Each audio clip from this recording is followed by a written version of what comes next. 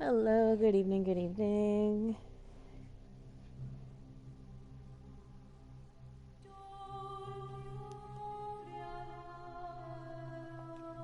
Welcome back. This will be our third night playing this, and I'm hoping to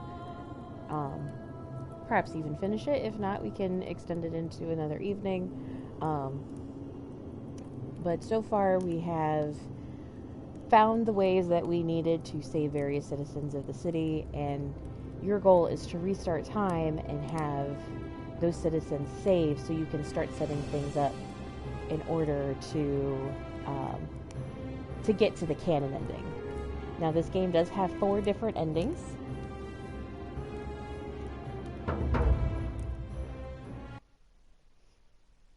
And before we get to any endings, I will let you know so as not to give any spoilers, but I assume if you are watching this, you are like me, and I love spoilers, but I don't like to spoil things for other people. So, without further ado, I believe what I want to do to start off with is to tackle the election going on. We need to get Malleolus to withdraw, and we need to nominate, or have the people nominate Galerius instead, as Julie is in a cell, and we need the tablet that's sitting in his cell. We have found out that the god that is plaguing this poor city is Pluto. You might know him more as Hades, the Greek version. Pluto is the Roman version. And we don't know why he's plagued the city, but you've figured it out with the priestess that Pluto is responsible.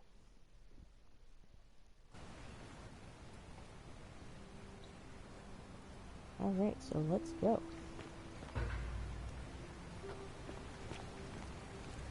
Right. Hello again. Salve, friend. Mind telling me who you are and what you're doing with that bow on your back? I need you to take care of some things urgently. Serious. I'm listening. Okay, so as you can see, as we do things throughout the city, you can have Galerius take care of it for you. Yulia? Oh no. Alright, I can do that. Rufus has been threatening Virgil, but if you give him some of this willow bark, it will treat his rheumatism and he'll settle down. Poor Virgil. Poor Rufius too, I guess. Alright, got it. I need you to stop Fabia from entering the shrine until the new arrival who finally Alright, let me see. there. Stop Fabia going in, but send the new arrival to the empty shrine. Understood. Tell Malleolus that you know his real name is Quiticus, thanks to Claudia, and that Nero sends his regards. Then tell him to withdraw from the election and release his debt bondsman. What? Are you... You're serious, aren't you? I doubt Domitius will let me talk to him, but I'll make sure he passes on the message. Now go! I'll go, but once I'm done, I'll need you to tell me how you know all of this. Alright, so we let Galerius do all of that.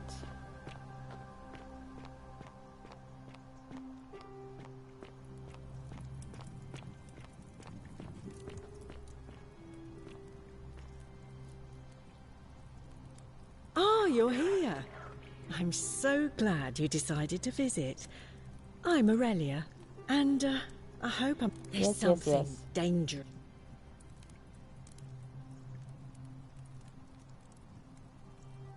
Why? Not interested, sorry. Just because let's just... I need you to tell me about some gossip. Certainly. For 10 denarii. Alright. Have you met Livia? She used to do my hair, until one day Sisyphus, she just attack snapped. or pursue the stone. This place has that effect on always people. Returns. Now she just stands around, caked in filth, muttering nonsense to herself. It's a real shame. Now I have to do my own hair. Here's another 10 I denarii. hear that if Malleolus is elected, he's gonna throw a small festival to celebrate, with entertainment and everything. Can't wait to find out what it is. Here's another 10. There used to be a midwife here, Naevia, but this place drove her mad as a Maenad. Said she could hear the statues whispering to her. Can you imagine? Fortunately for us, she locked herself in the palace weeks ago and hasn't been seen since. This isn't Good the riddance, gossip that I I need. say. Centilla, the magistrate's youngest daughter, went missing a few weeks ago, right out from under Daddy's nose. How can we trust him to govern a city if he can't even protect his own daughter? I heard Dacius has been offering a lot of money for a bow. Of course, Sentius banned all weapons in the city, so I can't help but wonder what he's up to. Have you seen the way Rufius walks around staring at all the statues? He says he's afraid they're going to spring to life. Because they But will. then, why does he have a collection of them in his room? I hear Galerius has a thing for Equitia, but of course she's a Vestal priestess. If she sleeps with him, the magistrate will have to bury her alive. Why do silly boys always want what they can't Oh, have? that's a little much. I hear there are blasphemous cultists walking among us. You know, the ones that lit the fires last year? Some even say they have a secret shrine around here somewhere. I've already told you everything I know, I'm afraid. That might have been... I'm looking for Kabosh. Have you seen him? Not for a few weeks now. Last time I saw him, he was sitting at a table with Georgius, whispering about some job. I remember because they kept looking over their shoulders as if they didn't want anyone else to know. So, naturally, I hovered. The one word I kept hearing was vanishing, and then, the next day, Kabosh just disappeared. Coincidence? I think not. All right, see ya. Okay. Yes, I can hear you. I've been able to hear you the whole frickin' time.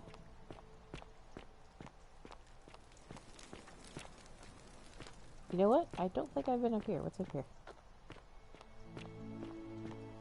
Oh. You know, y'all, that's only slightly creepy. The Myth of the Golden Rule by Duratus the Younger.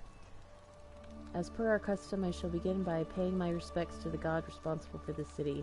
For continued prosperity and tranquil seclusion, he deserves our admiration, but here I must depart from custom, for his attempt at imposing strict rule upon us is oppressive and overreaching, and deserving of our contempt. Who among us has not awoken at night in a cold sweat, fearing some sort of accidental transgression of the Golden Rule?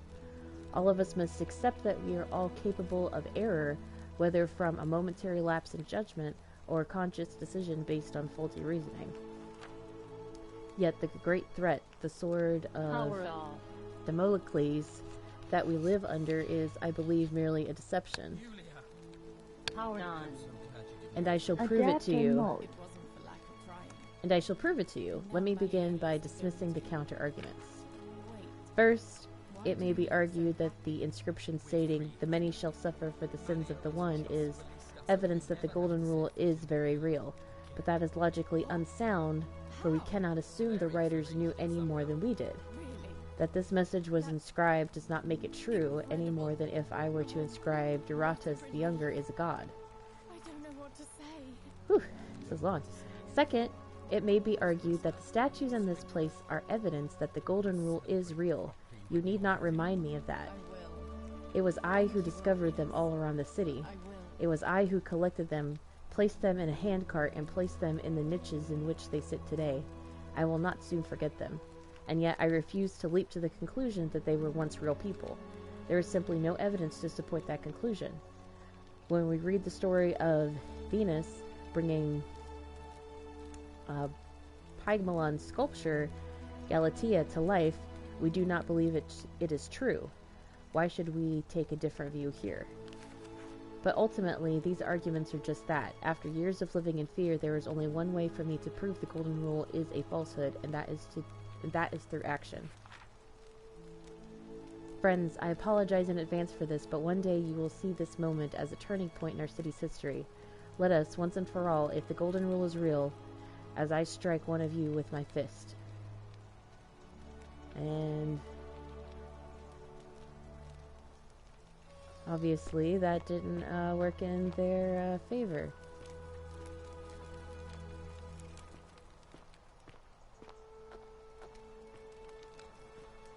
Okay, there's nothing back here.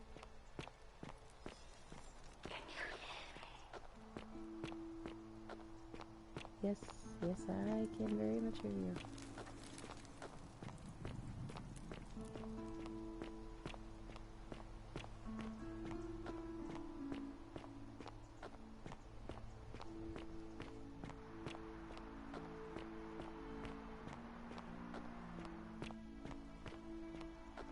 Actually, I'd like to nominate myself, if that's all right.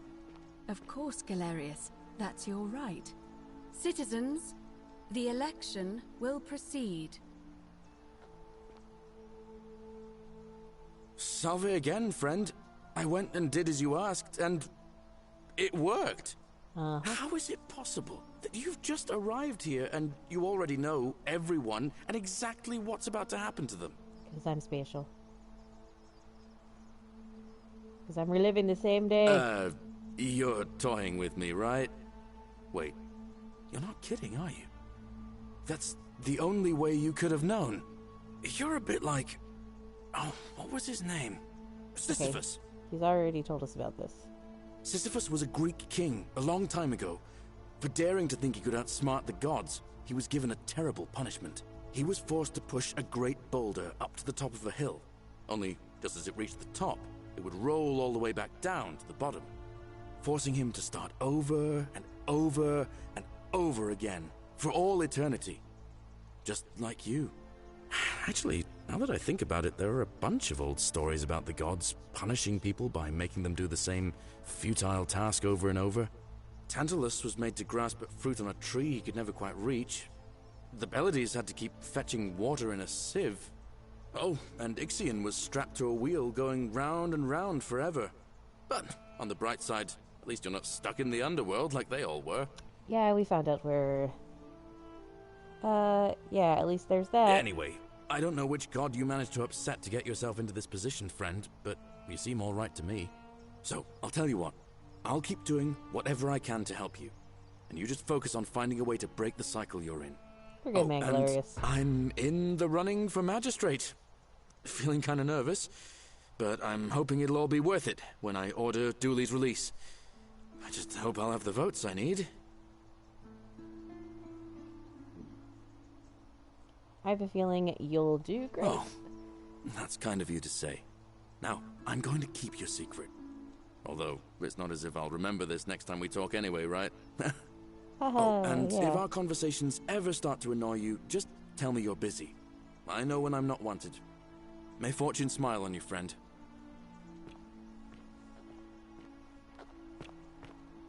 Okay, now let's go talk to people and see if we got their vote. Name's Rufius. Better watch your step. Who are you going to vote for? Galerius. Sorted out my rheumatism. For the first time in a long time, I'm not in constant pain. Good man. Fine. Any idea where I'd find a Roman plaque? No idea what you're talking about. Come on, I helped treat your rheumatism. What? That was Galerius, not you. Where do you think he got the willow bark? Oh, he got that from you? I guess you did help me then. Huh. I think I have seen that plaque. Sorry I lied. Can't be too careful these days. Head into the caves behind the theater. Turn right again. Oh, and here. You'll need this key.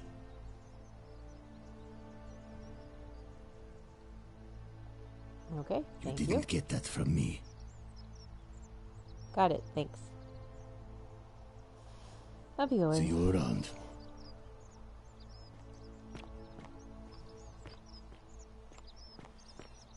Greetings and salutations. Greetings. I'm Georgius. It gladdens me to see another foreigner in our midst. We must stick together, you and I. I know. You want to know where I'm from, but I really want to ask you some questions. My friend, your words intrigue me more and more. But yes, very well. Ask me what you will. Do you know where I might find a Greek plaque? And in a city full of Romans, you are asking me? Because I am Greek. Let me tell you something about Greeks and Romans. My name is Georgios, yes. But the Romans, they do not care. They hear me say Georgios, and they think, ah, he must mean Georgius. Good Roman name. They do this all the time. They see us worshipping Zeus, they copy us, but call him Jupiter. They take Hades, and call him Pluto, Persephone, Proserpina. I am flattered that they copy our ideas, but why must they change the names? Do they want credit for making it all up? Do they want to forget where it came from? Probably. At first, I pull my hair out. After a while, I give up, and I become Georgius the Roman. I accept the world is Romana. Plus, I have no hair left to pull. But my point is this. If you want to know who stole an old Greek name, look no further than the sticky-fingered Romans. The plaque you seek was pilfered from a collection of old Greek relics by none other than Duli. He cannot help it. Like a typical Roman, he likes shiny things, especially those that once belonged to my people. And besides, it makes him happy. So I say, let him keep it. I believe he still has it with him, in his cell, just opposite the Temple of Demeter.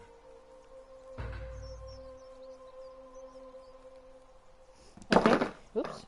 Sorry, that was me dropping my phone. I'm looking for Kabosh, and I heard you were the last person to see him? Ah, I knew this day would come. I do not wish to lie to you, my friend, but even discussing this matter is dangerous. Please, let us leave the live coals safely beneath the ash. You can trust me. We foreigners have to stick together, remember? Very well, but the magistrate would not look kindly upon this, so please keep it to yourself. For several months now, I have been sneaking out at night to worship the gods of my ancestors in the Temple of Demeter. Each day, I leave offerings of food in the hope that we may have a bountiful harvest, and yet the next day when I return, the food is missing. How is that a problem? The offering, it is symbolic, you see. It is never eaten. So I ask, who or what is devouring the food in this temple? Stranger still. Once I sat in front of my shop like the 100-eyed Argus until dawn to see if I could spot a thief going in. But do you know what I saw? I have no idea. Nothing. Nobody entered. And yet when I went to take a look, my offering was gone. It is bizarre, is it not? When I told my friend Kabosh of this at the tavern, he offered to help investigate. He went in, and to my dismay, he was never seen again.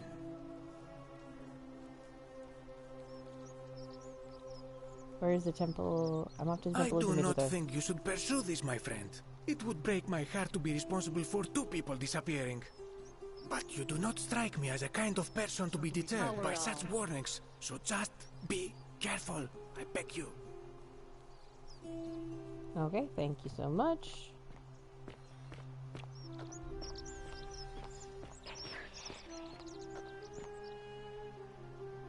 Oops. Wrong button.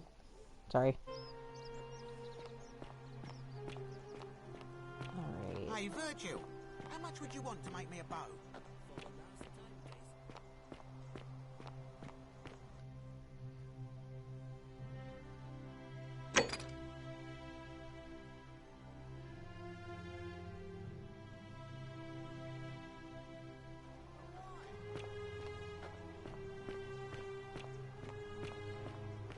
In the caves behind the theater, right?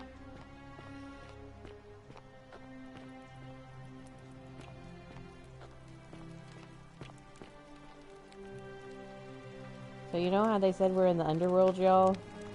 Well, here's Ixion, strapped to a wheel. The very tales that,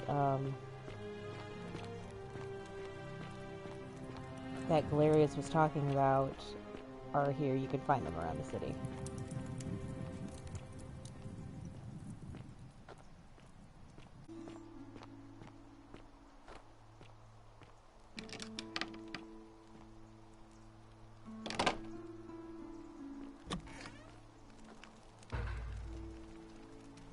here's the Roman plaque.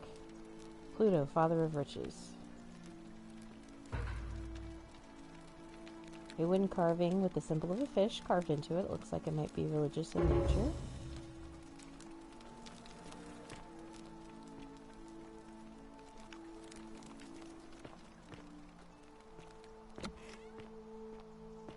Alright, so we got the Roman plaque.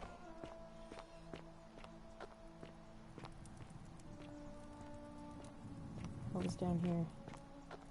Forget now.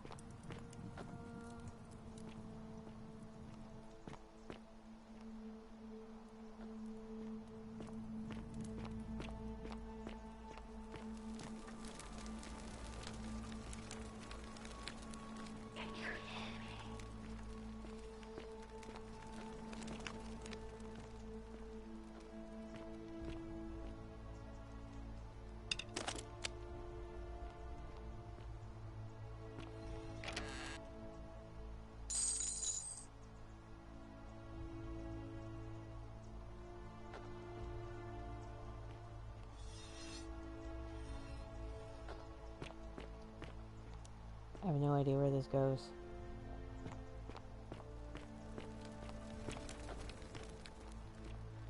Oh dear. The bloodless shadows wander without flesh or bone. Oh, I think this is Livia's. The place is called Accursed. Here, Titios offers up his innards to be torn, stretched out over 9 fields. You, Tantalus, cannot catch the drops of water, and the tree you grasp at eludes you. You, Sisyphus, attack or pursue the stone that always returns. Ixion turns and follows after himself and flees, and the 49 Belliads, who dared to plot the destruction of their cousins, their husbands, fetch again without incessant labor the water they have lost. Those are the same people that, Galerius was talking about. Okay.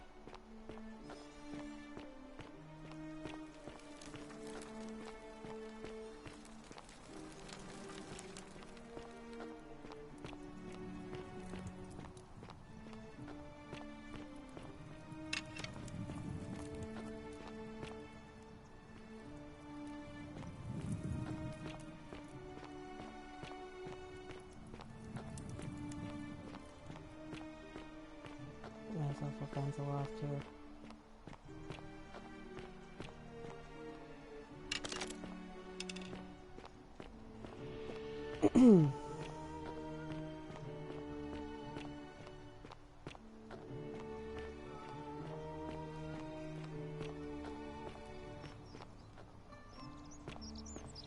Alright, so let's go talk to Virgil real quick, make sure he's voting for Galerius.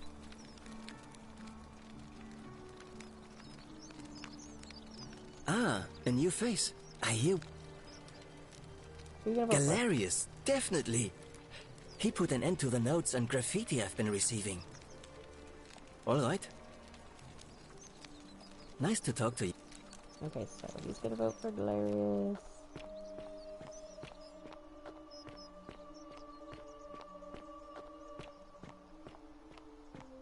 Where's Ulpius?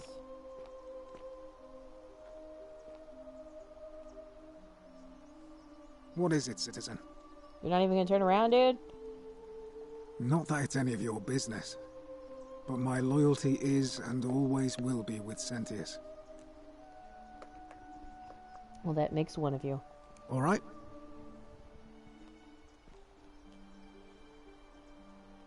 Glitch. Sorry. A new face. Arve. Can I ask you some questions about escaping the underworld? I beg your pardon? Livia was right, we're in the underworld. Oh my. That is quite a lot to take in. You'll have to give me a moment. Let's see. If that is indeed the case, I suppose we'd better figure out what to do about it, hadn't we? We don't have much to go on, except the old stories. I remember 4 in particular about heroes in the underworld. Hercules was able to leave the underworld. Sisyphus... Yes. Okay. May 14th. Here you are, Opius. Come here, I need to talk to you.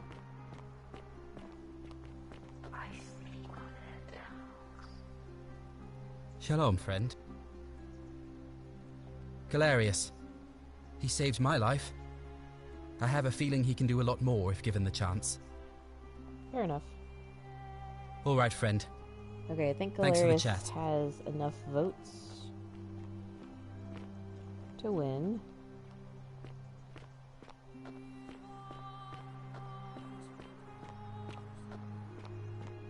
On your best That's behavior, quite I an trust. impressive bow you have there. Just like Diana's. Shh. I don't know what you're talking about.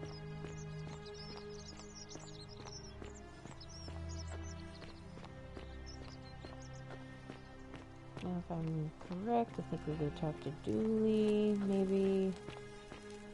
Hello? Hello? Have we met before? About that Greek plaque in yourself. Do you like it? It's shiny, innit? It makes me happy just looking at it. May I please have it? But if I gave it to you, then I wouldn't have it anymore, and I'd be sad.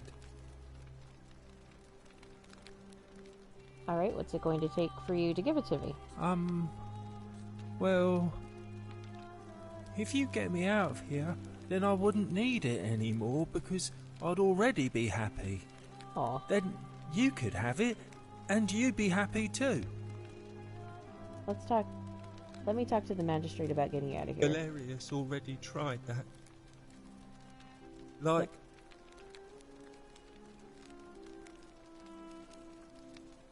Yeah, Galerius will let me out. Then you can have my plaque, and everyone will be happy. Let's talk about your treasure. My friend Hannibal used to look after me. He said he always would. But then, he died. It was very sad. He said, if anything ever happened to him, I had to find something very precious hidden away. He gave me this key and made me promise to keep it safe until I found the treasure. But I couldn't find it. All I remember is he said something about the cisterns, but when I went up to the high one, they put me in here. Now nobody looks after me, except my friend Galerius and Ek, the priestess lady. She's a nice lady. Fair enough.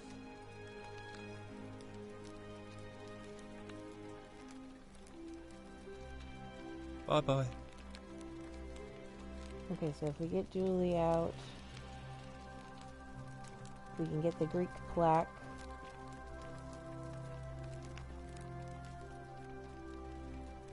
And get the key from him, I think. Now we really just gotta wait until the election to start.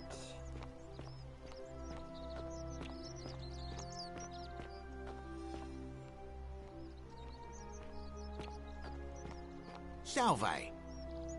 Hello there, friend. May I say, that is a glorious bow you're carrying. Do you mind if I ask where you acquired it?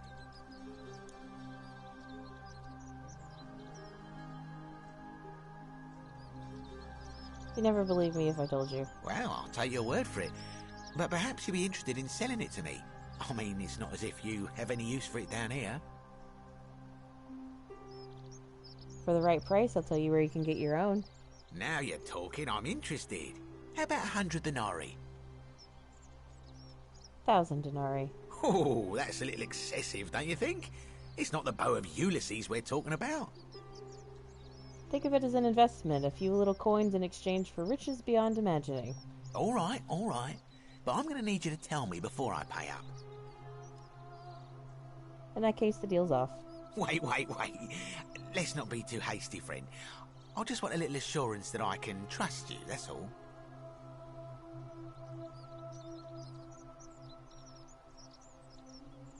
Well, the Golden Rule won't allow me to not deliver on my promises. I suppose you're right. All right, you drive a hard bargain, but here's your money. Now, the location of that bow. It's in the Shrine of Diana. What? But I already knew that, you imbecile. Everyone knows that. I can't take that golden bow because stealing from the goddess in her own shrine would break the Golden Rule. You promised to tell me where I could get one of my own. You can take it and you'll be able to keep it for the rest of your life. What is this? Some kind of joke? You gave me what I wanted and I gave you what I promised. I don't believe this is happening. I do love a good loophole. Don't even talk to me. Bye-bye. That was not necessarily necessary because I've got quite a few denarii. I just like messing with them.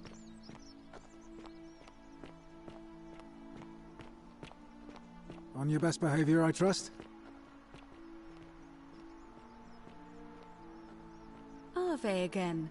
Did you find what you need? What's the status of the election? It must be completed by dusk, just the same as any other official business. It'll be between Sentius, the incumbent, and Galerius, the challenger. Why do you ask? Can we start the election now? As I said, I'm planning to hold it before dusk, but I suppose I could hold it sooner, if there's a good reason. Holding it early may prevent conflict between the voters.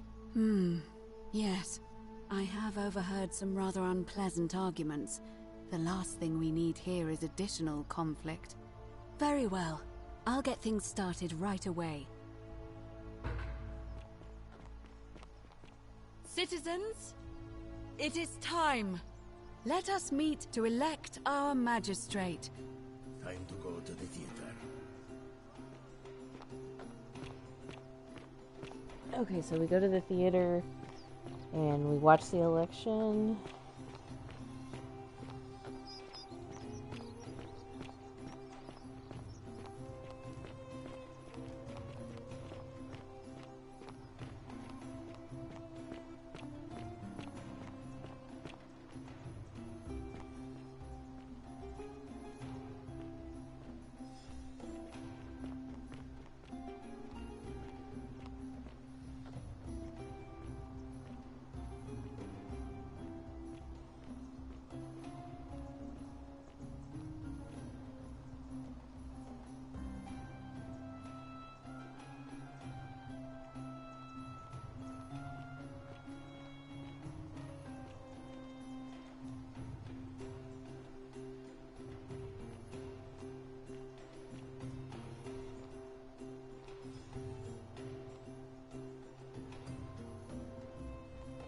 We're missing a couple.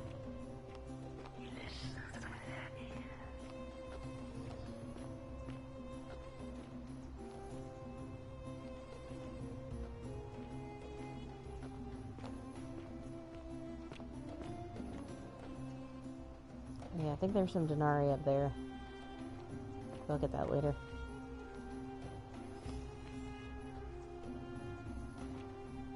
Citizens, we have a quorate body of voters gathered here to elect the city's magistrate. The candidates are Sextus Sentius Imperiosus and late nominee Gallus Galerius Helver. Marcus Malleolus Gurges withdrew his candidacy earlier today. As agreed, we shall dispense with ballots and candidates will abstain from voting. Let's make this quick.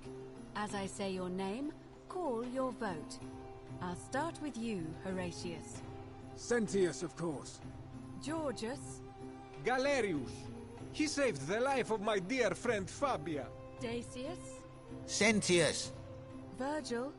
The man who put a stop to the threats I've been receiving. Galerius. Ulpius. Galerius, the man who saved my life. Rufius. The man who treated my rheumatism.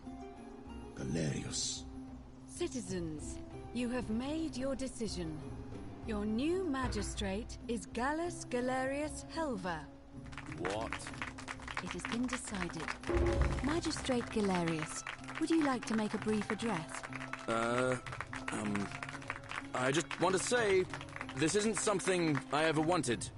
Now that you've put your trust in me, I'm going to do everything I can not to let you down. I'll need some time to put together a list of the changes I want to make around here. But I promise you, there will be changes.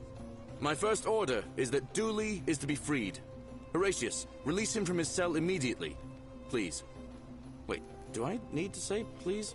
I suppose not. That's it. You can all get on with your day. Nothing else to see here. Move along. He's so adorable.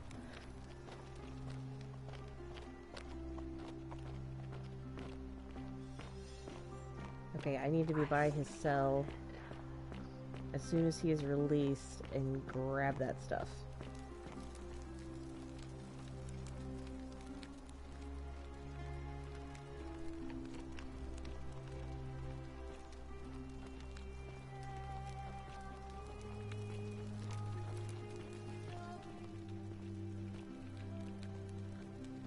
Fortune smiles on you today, Duilius. Magistrate Galerius here has ordered your release. You're going to let me out of here? I'm sorry it took so long, my friend. And it wouldn't have happened at all if it wasn't for a newcomer. So be sure to offer your thanks when you can. I will. I will. Thank you, Galerius. I'm so happy. I'd love to stay and chat, but I've got a lot of work ahead of me. Why don't you go to the baths? Then tell Georgius I said you could have some new clothes. Then I want you to go home and rest. I'll speak with you soon, Dooley. Hello? I'm Dooley. Magistrate Galerius said I should thank the newcomer. Are you the newcomer? Yes, that's me. Oh, it is you. Then, thank you. You're a big helper. Oh, you're so I welcome. was locked up, but they let me out again. I'm so happy. You're welcome. You can have my shiny plaque if you want, and maybe you can help me find my treasure. My friend Hannibal used to look after me, and he said he always would. But then he died. But before that, he told me if anything ever happened to him, I had to find something very precious. What was it? He gave me a key to the cisterns and told me to keep it safe. He said there's something very precious way up high. Please help me find it. Please. I had to keep it a secret until I found someone I could trust. Alright, I'll help you. Oh, thank you. Here's the key. Upper cistern is below the Great Temple. The entry must be around there somewhere. Hope you find it. In the cisterns. Way up high, Hannibal said. Oh, look over there. Something shining. Is it treasure? Maybe it is treasure. Okay, we gotta... I could see it. Hades, Lord of Many. Okay, we gotta run. So pretty. And it's just lying out here in the open. Maybe nobody wants it anymore. Maybe no one will mind if I just take it. Don't you dare. The many shall suffer for the sins of the one.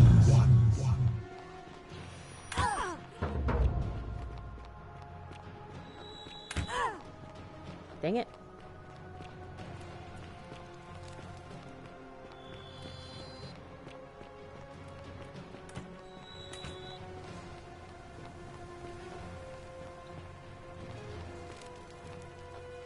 Hurry up, Sentius.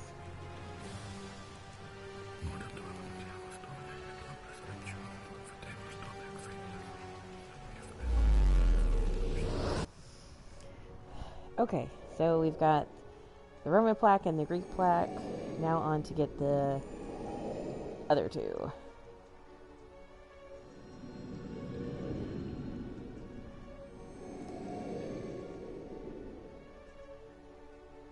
And you can, even though we're not really going to do the whole election thing at the start of it, you can still send Galerius to do all of that stuff.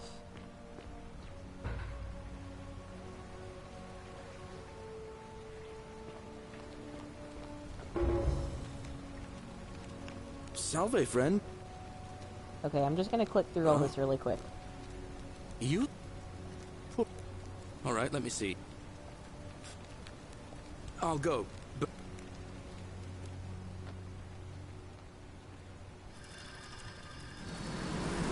zip line.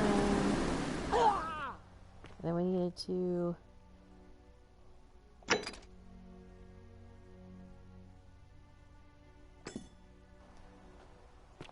go to the Temple of Demeter. Let's go.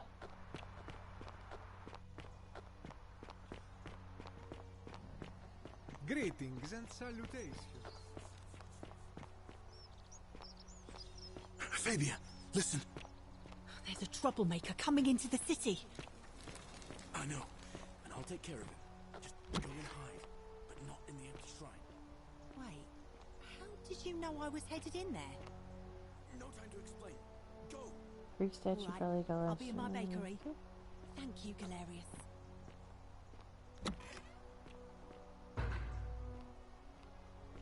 Alright, looks like someone's been living in here.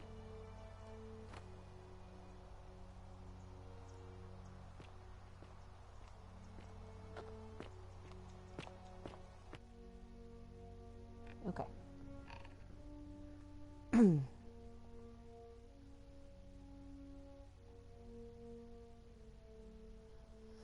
Now we gotta go look for the Egyptian that has been missing.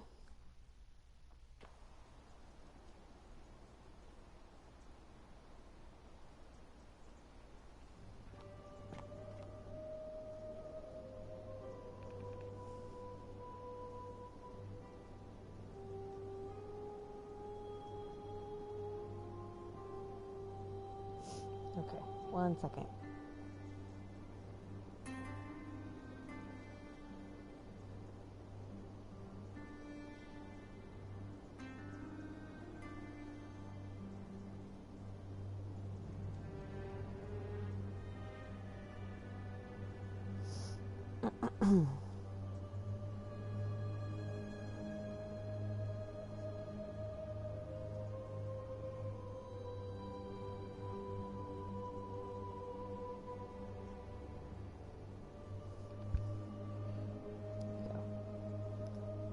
Sorry, y'all, I just had to...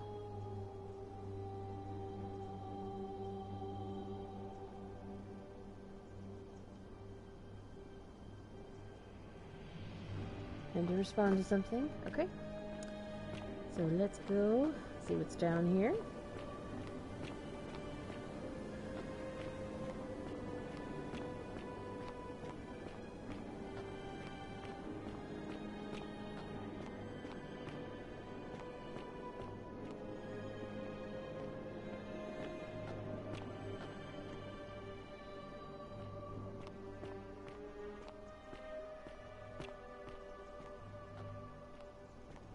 Doesn't look very stable.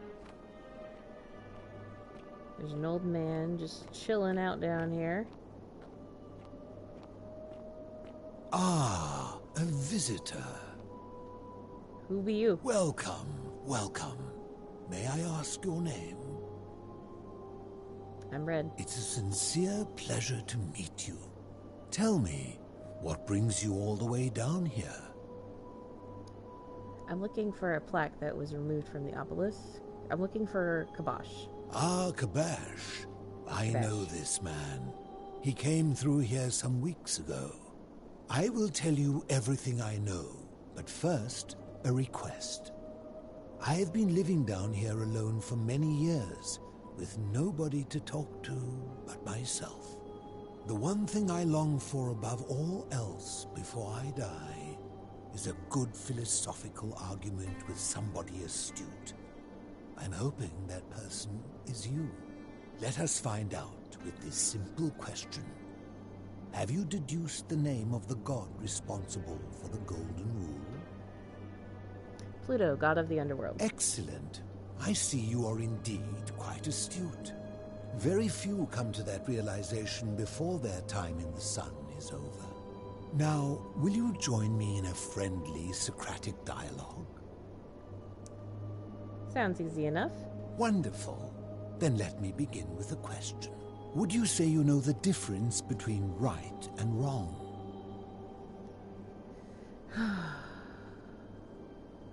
Alright, let's see if I remember how to answer these. I'm just gonna say, I'm not sure. It's a complex question. You are an overthinker too. We're the same then. It is probably why I became a philosopher. But if you struggle with right and wrong normally, then down here with the golden rule, surely your struggle can only have become more difficult. It is. Well, that's reassuring. And the truth is, you're not alone. You see, out there in the world, being uncertain about right and wrong was acceptable, because our mistakes rarely had consequences. So we would tell lies and bend rules and turn a blind eye and rationalize, and yet still find a way to think of ourselves as good people. But under the golden rule, morality matters. The slightest wrongdoing could result in a mass execution. So to navigate this maze, we would have to be certain about the difference between right and wrong. Wouldn't you agree? Whose version of right and wrong? That is an excellent question, and it leads directly to my next line of inquiry. So let me ask you this. Is there one system of morality which is always perfectly correct, which you could follow in every situation and always do the right thing? No, I don't think so. Are you sure? Or is it possible that humans simply haven't figured out the right system yet? I think there's no such thing as a correct morality. So is it up to each of us to decide what right and wrong mean to us individually? Or must we simply follow the laws and customs of whichever community we're in?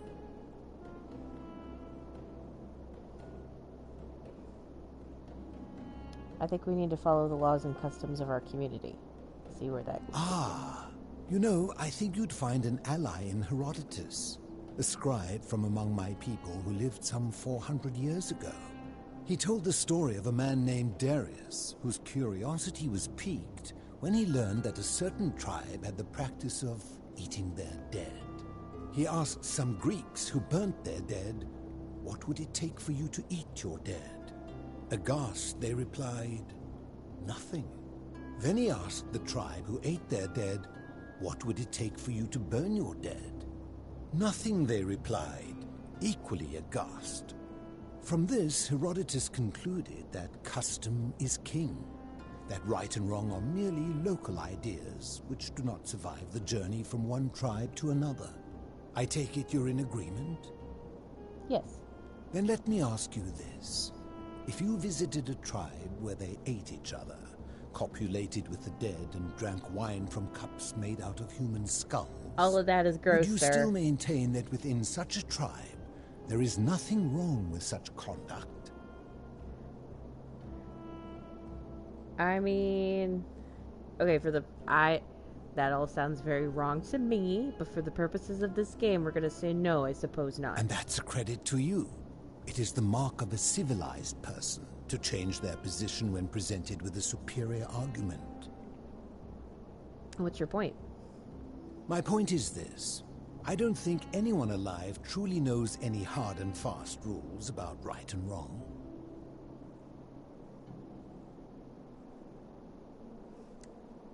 Fair point.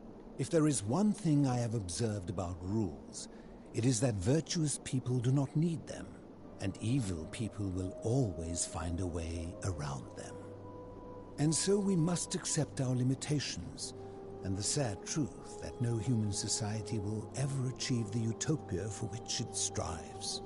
Nope. In mathematics, we would call it an asymptote, a line that can be approached but never reached. Because the only way to create a utopia is with the ever-present threat of force, such as the Golden Rule. This and no other is the root from which a tyrant springs when he first appears as a protector. And life under tyranny is no utopia at all. I agree. I'm glad to hear that. In any case, thank you for humoring an old man. I would be happy to answer your questions. Thank you. What's your story? You mean, how did I end up living alone in this cave with nothing but these relics of the past for company? It's a long story. I'm listening. I was a quarrelsome young man. At 19, I left Corinth for Rome to study rhetoric at one of her finest academies, so I could argue more forcefully. Back then, I used to enjoy verbally sparring with everyone I could, and I was good. One night, I found myself in a tavern, in an argument with a drunken mercenary. It became heated, he drew a gladius, and I won the argument, but lost my life. I woke up on the banks of the Styx at a campfire opposite Karen. Of course, I tried to persuade her to let me return, but even with all my skill, I failed. I settled in, made friends, and learned what I could, quickly realizing our little community faced certain death under the Golden Rule. So I began looking for a place to hide underground. Fortunately, I found this place waiting for me. You see, I was not the first to take refuge here. I returned to my friends above, persuaded them to join me, and 12 of us descended for the last time to live out our days hidden from Hades' tyranny. Hades, you mean Pluto? They are one and the same. The Romans call him Pluto, but long before that, my people called him Hades. Why can't you return to the surface? My generation was wiped out, turned to gold, many years ago. My friends and I were able to avoid the same fate by hiding down here. I think it's safest to assume that if I was to return, Hades would realize that his furies hadn't finished the job, and he'd send them after me again. Why can't you tell me your name?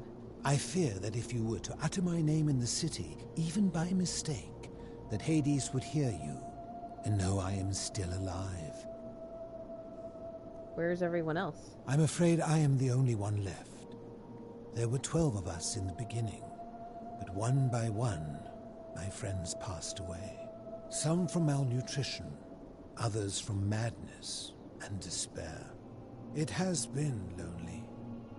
Before my unexpected visit from Kabash some weeks ago, I'd not seen another person in many, many years.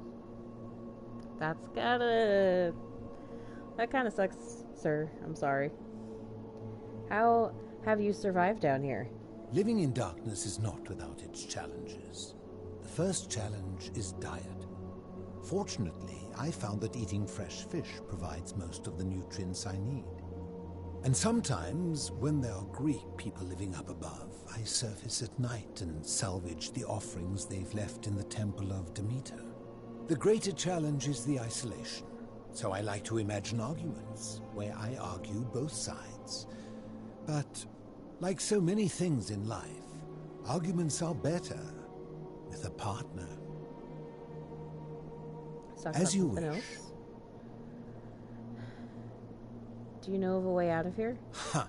If I did, would I be living like this? What do you think about the Golden Rule? Did we not discuss it at length already? Oh, I see. You're toying with me. Ha! Okay. Do you know where I could find a plaque that was removed from the obelisk? You seek the plaque bearing the Egyptian inscription? That's the one. It is a cursed object, and I would be happy to give it to you, if Kabash had not already taken it. Alright, then tell me where Kabash is. I will tell you, but you may find him hostile. To prepare for your encounter, there are certain things you must know. Very few know this, but before the Romans came to this city, it was once entirely Greek. The architecture, the temples, and the people. When the Romans came, in typical fashion, they claimed it as their own, built over everything that could be built over, and renamed the things that could not. Thus, the Shrine of Persephone became the Shrine of Proserpina. And when they found an obelisk bearing the name Hades, they tore it off and replaced it with Pluto instead. And the city's dwindling Greek residents, witnessing this compulsive Roman conquest, decided to preserve what they could of their heritage. They gathered their art and valuables, secreted them away through the Temple of Demeter, and hid them here, out of reach of the Romans. I'm with you so far. However, there was one thing that always seemed out of place to me, and it is the very thing you seek. An even older plaque bearing an Egyptian inscription. What did it say? We had no idea until years later, when the first of my friends began to die. As a result of their deaths, we began to dig catacombs branching off from this cavern to lay them to rest. We extended the tunnel so far that we accidentally discovered another, an even older tunnel, which somebody had gone to great lengths to keep hidden. Suddenly it made sense why there was an out-of-place Egyptian plaque among our people's possessions. You see, we proud Greeks had thought the Romans beasts for stealing and corrupting our heritage. But it turns out this game has been going on much longer than any of us imagined. I think it is best you head through the catacombs and follow Kabash's trail. What's in there? There are certain things you must see for yourself.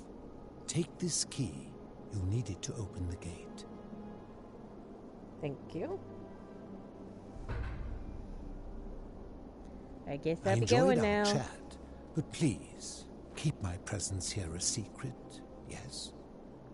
Alright, I will.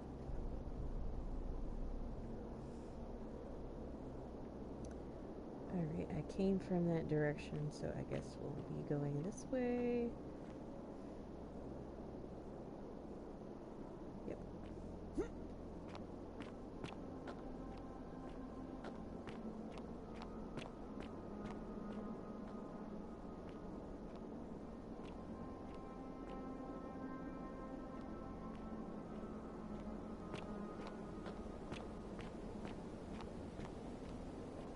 Wait, did I go the right way?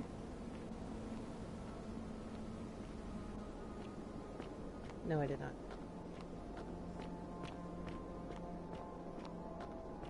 Just getting a little turned around.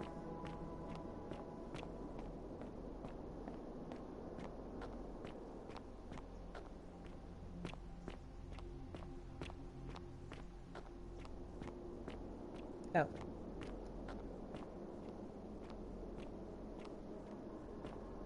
Ah, you've returned. Okay, here we go. A large bathtub which has been converted into a rather eccentric bed. I mean, you gotta do what you gotta do, you know?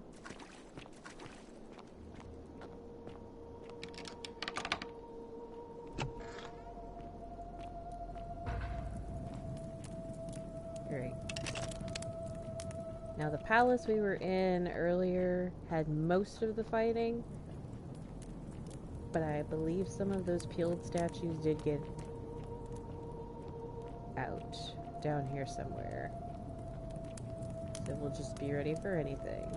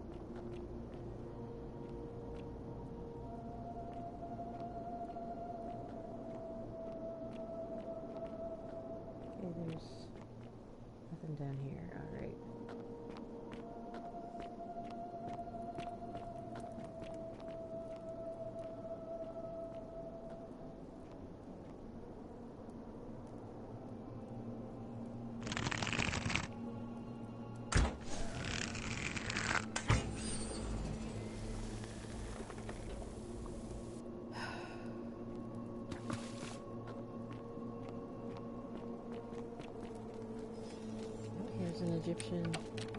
Needs to be locked from the other side.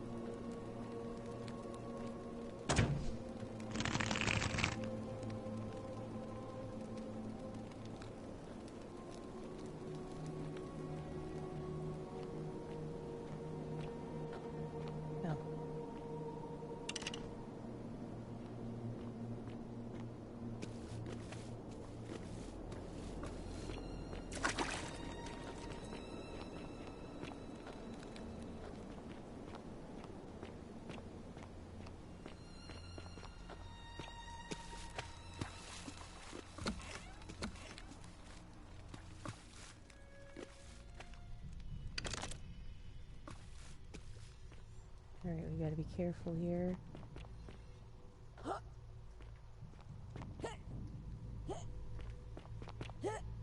I already saw some movement.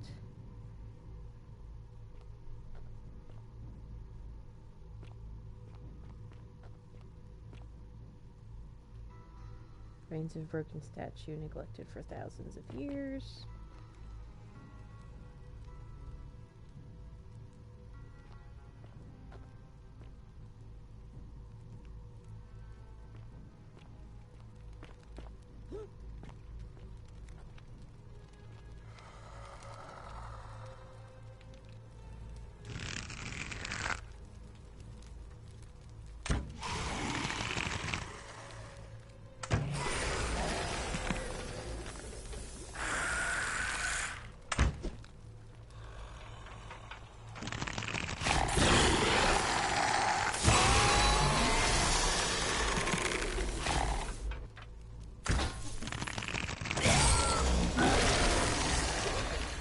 Anybody else?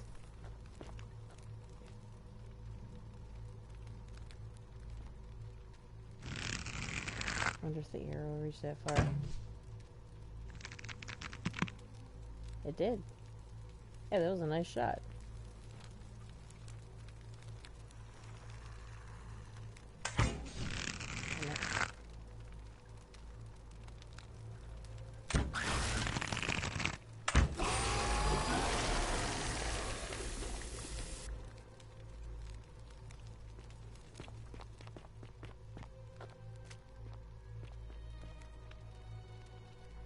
An Egyptian plaque which translates to "the many shall suffer for the sins of the one."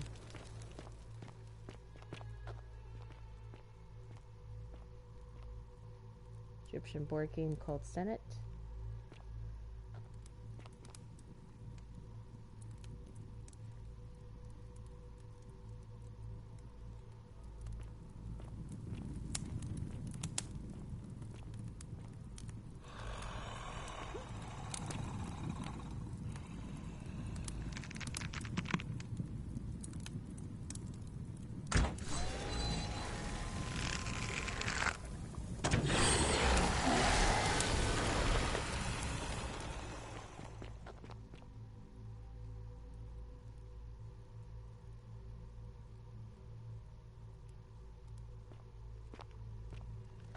Alright, that might be all of them.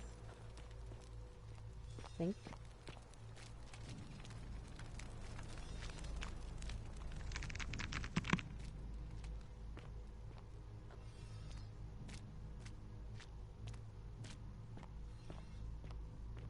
Just a little on edge.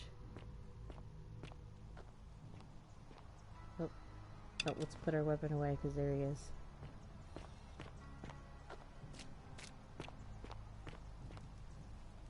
Stop! Do not come any closer. Who are you? I'm Red. Who are you? I am Kabash. And let me guess. Another Greco-Roman come to loot and plunder the resting place of my ancestors, I'm just looking for an Egyptian plaque. To what end? I want to return it to the obelisk. That is welcome news. You really are not Greek or Roman, are you? I was planning to return it myself, but for now, I must remain. Here, take it, and restore the honor of Osiris. A plaque bearing a hieroglyphic inscription Osiris, Lord of Silence, which is the Egyptian god of the underworld. Thanks. Now, as for the other plaque.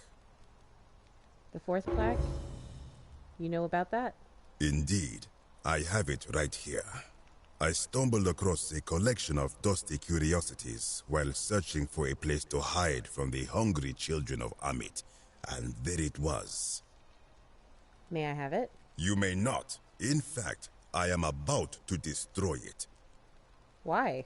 Because it speaks a treacherous, blasphemous lie. How so? I will tell you, but first, do you know what this place is? The Egyptian underworld. It has a name, and that is the Duat. See what has become of it.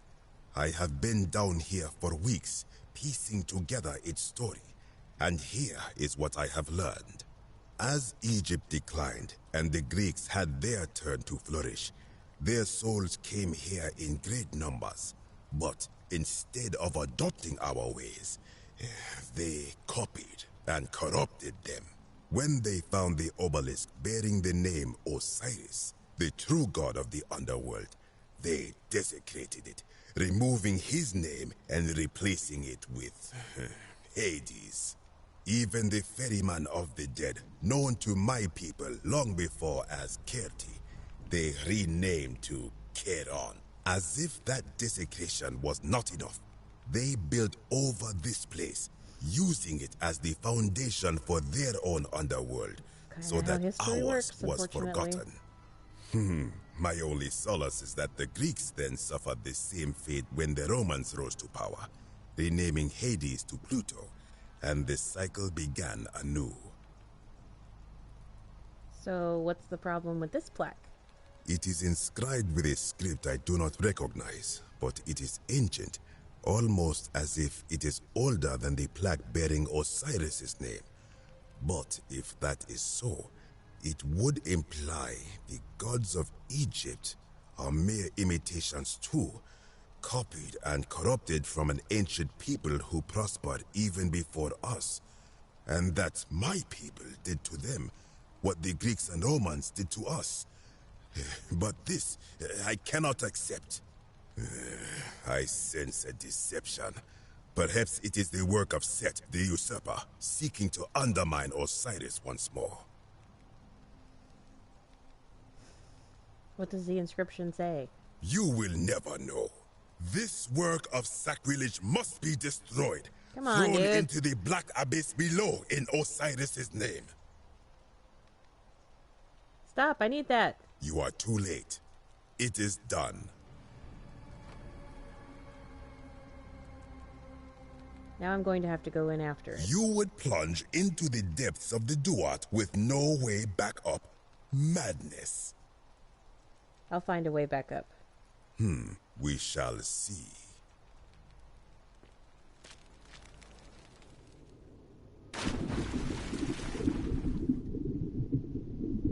Sumerian plaque. Nergal, the Fierce One.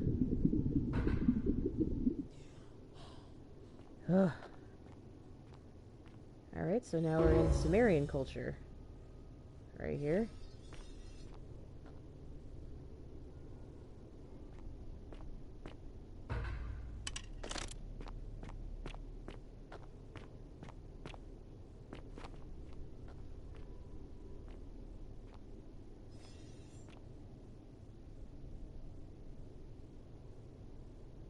I don't hear or see anything.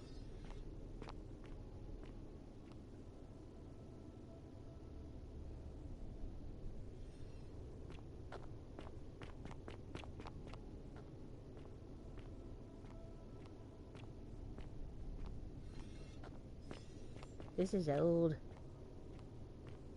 Ancient stone tablet. Stranger, heed the final words of Namkuzu, bear witness to our aftermath and lament us. We did our best to live as the gods commanded. We planted and harvested together. We shared bread and beer. We accepted newcomers with open arms as a family. But with each newcomer, the bonds of our family strained, and soon we were strangers to each other.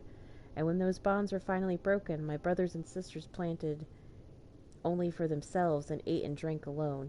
And it was there, in the empty space between us, that sin took root. Nurgle's sentinels have awoken and clamor at our barricades. Learn from our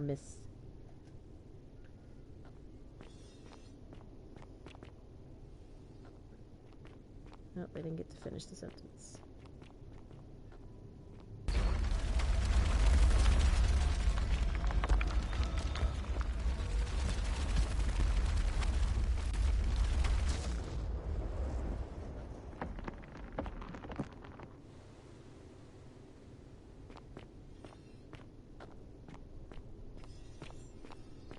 Alright, if I remember correctly, have to activate a couple of those.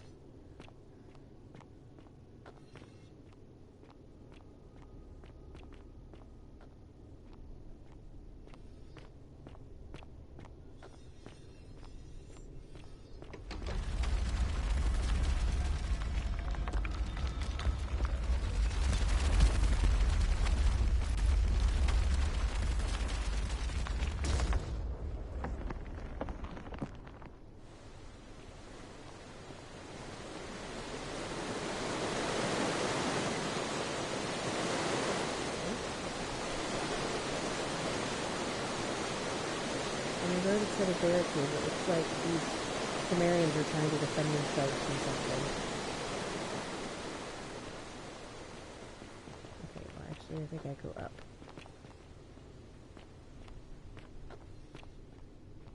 When I told you that you would not find a way back up, that was not a prediction. Come on, that dude. was a promise. You will die here. There's no need for this to end in violence. I disagree. I warned you against coming down here, against perpetuating this sacrilege, but you persisted. You have undermined and dishonored the true god of the underworld. How did you think this would end, if not with bloodshed? Just hear me out. Very well, I will listen. But if I sense deception, or if you further insult my gods, I will carry out my threat. So tell me, why should I let you live after you salvaged this instrument of blasphemy? Okay, let's see what my options are. If something can be destroyed by the truth, it deserves to be destroyed by the truth. There's no shame in building on the works of people who came before you. I'm just trying to replace all the plaques taken. I think it's the middle one? Let's see.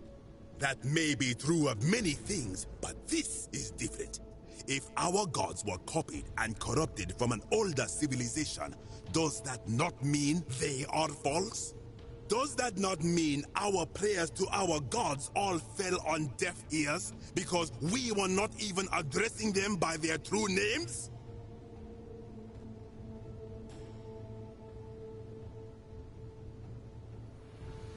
If gods exist, isn't it possible they each have more than one true name?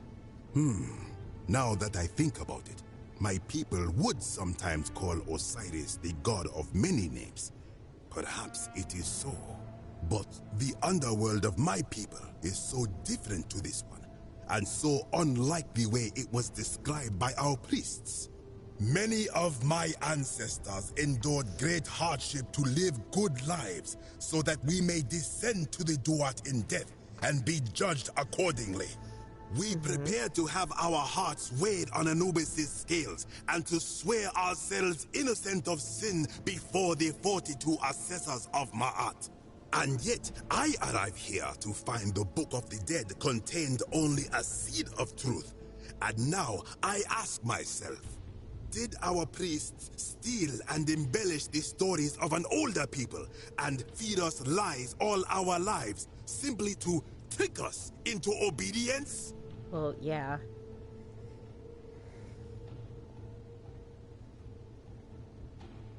Isn't being a good person a worthwhile pursuit in and of itself? I am not sure I follow. Speak plainly. Even if your beliefs about the afterlife weren't quite accurate, isn't it important that they motivated you to live good lives? If you were only good in life because you expected a reward, were you really a good person? Ooh, I think it's this one. Now you insult me and all of my ancestors. You have sealed your own fate. Crap. Wait, if you attack me, you'll break the golden rule. Ha, good. I welcome it. You see, the philosopher told me that each time it breaks, Osiris bellows with rage, and his voice shakes the very foundations of the earth. I can only hope one more tremor will lay waste to this fragile place once and for all, and you along with it. The many shall suffer. I'm gonna die. For the sins of the one. There's no way for me to get out, y'all. There's literally no way for me to get out.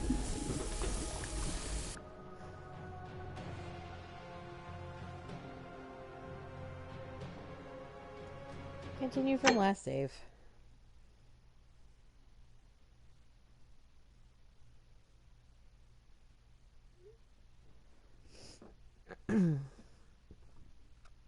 I'm not sure where it saved. But it saves pretty periodically, so I'm pretty sure I'm not too far off from this conversation.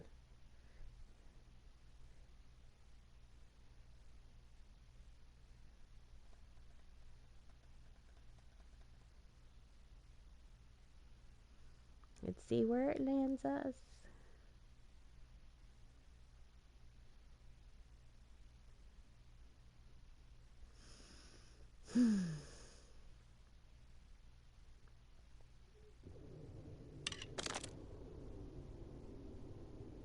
Okay.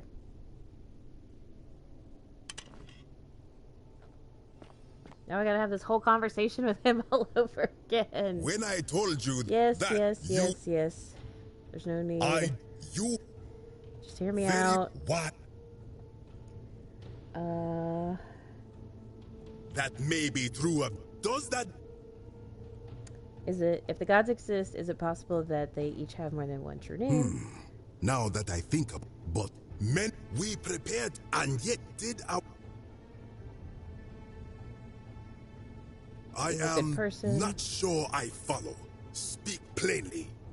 So now we're going to say, even if your beliefs about the afterlife weren't quite accurate, isn't the important thing they motivated you to live good lives? Perhaps there is some truth in that. What is your point? Are you going to abandon a lifetime of good character now that it matters most just because you found out you were misled? You are persuasive. Very well. I will let you live, and you may do what you will with that plaque. I will remain here for a while, and attempt to learn what I can about the foundations of my people's beliefs. Go.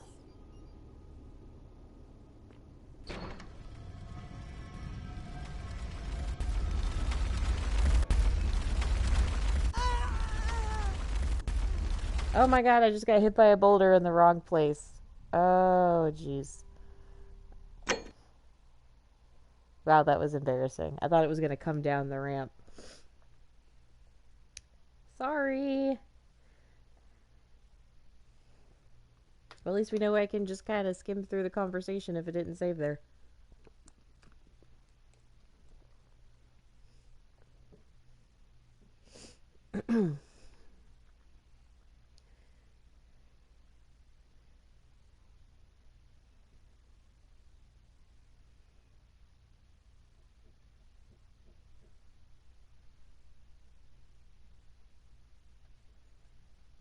Sorry about that.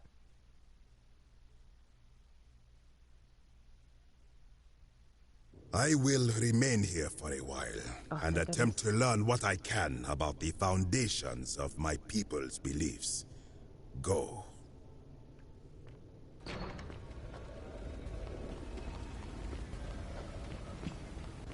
I'm just gonna run. Run. Wonder if he'll let me talk to him. I was a fisherman, like my father before me. Since the Romans had taken over from the Greeks, I took the opportunity to learn Latin and eventually traveled to Rome. When the fires broke out last year, I tried to help. I gathered terrified locals into my boat and led many of them to safety farther along the Tiber. On my 7th trip, a passenger demanded I wait for his brother. But we were full to almost sinking, and smoke was all around us. I told him his brother would have to save himself, and he tried to bribe me by placing a coin into my hand. When I refused, he drew a dagger and thrust it between my ribs.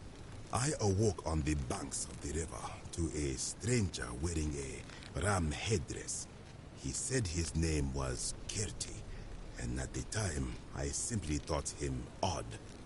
It did not dawn on me until much later that he was the Kirti, the ram-headed ferryman described in the Book of the Dead. Okay, I'll be going now. Of course, as the Romans say, may fortune smile on you. Alright, now I have all of the plaques. I can go place them.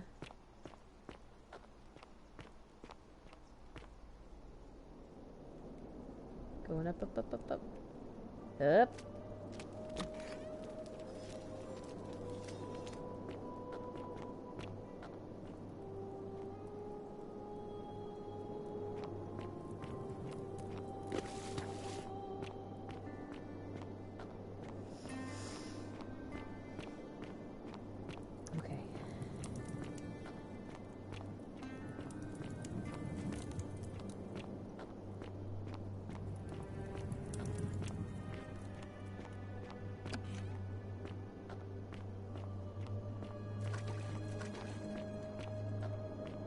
Ah, you've returned.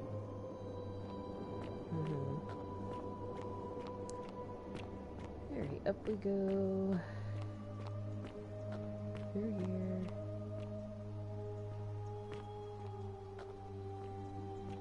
Come on.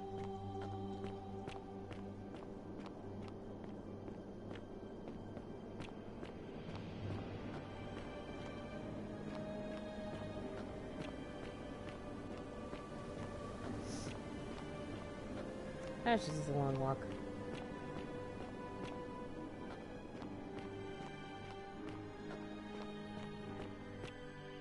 Loading.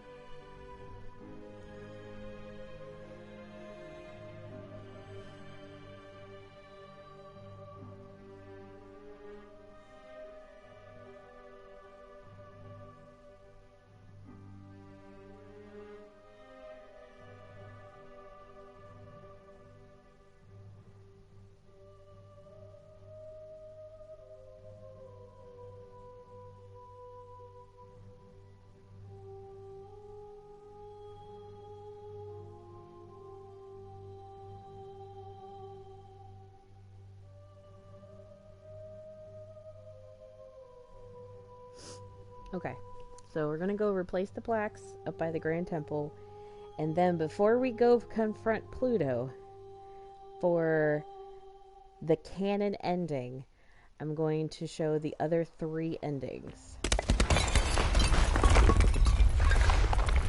Wait, why is everything dying? What happened?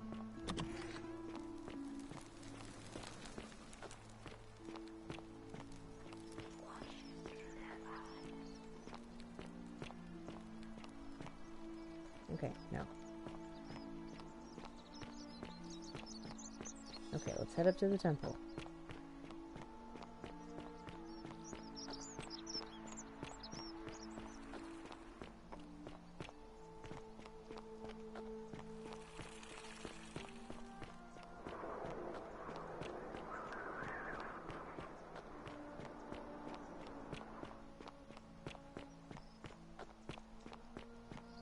So here's the other one that they were talking about the man needing to push the boulder up the hill.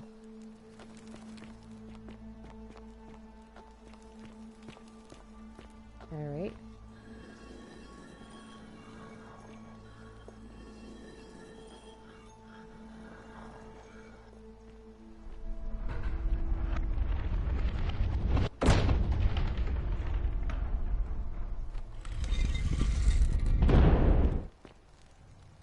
Alright, so now that that is open, going to save real quick.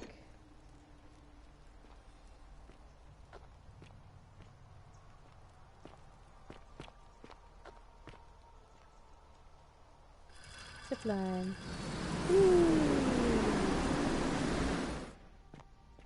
Okay, so now we are up here in the upper cistern. So you know how throughout the whole game they've been talking about somebody named Satilla.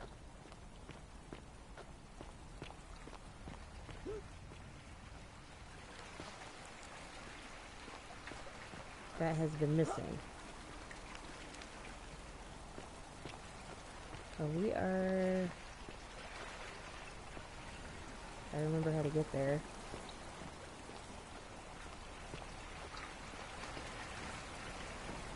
Going to go find her. Is this not it?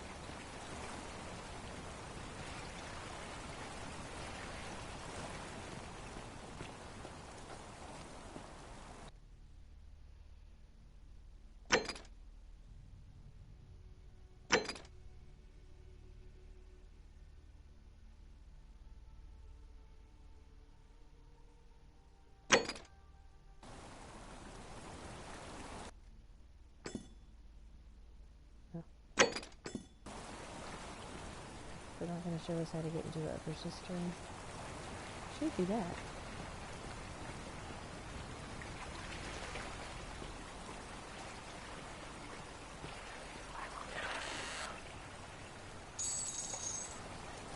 Not that I need any more money.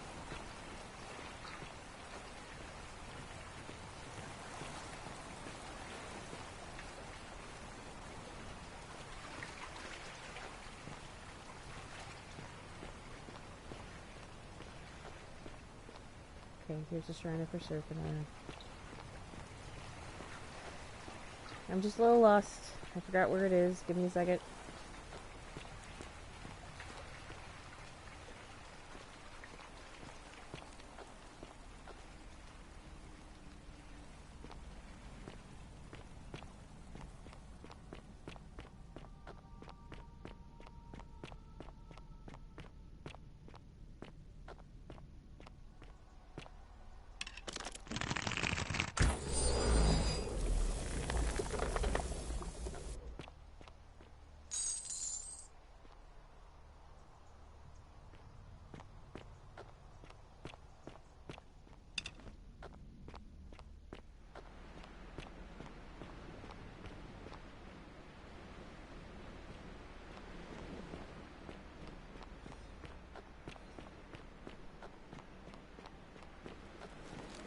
It took me forever to find the door to this.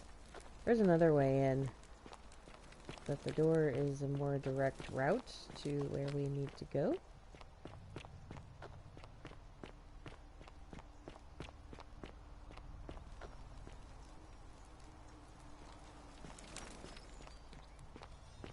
Who's over here? Ah, I think this is it.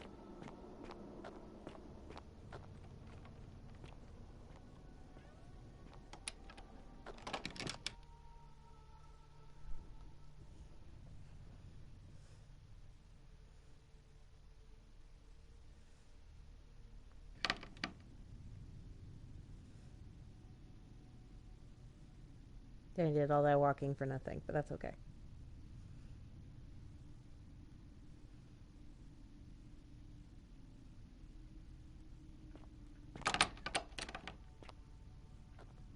Come on.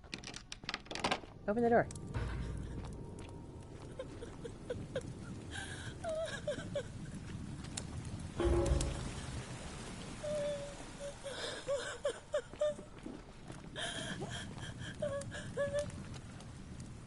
You.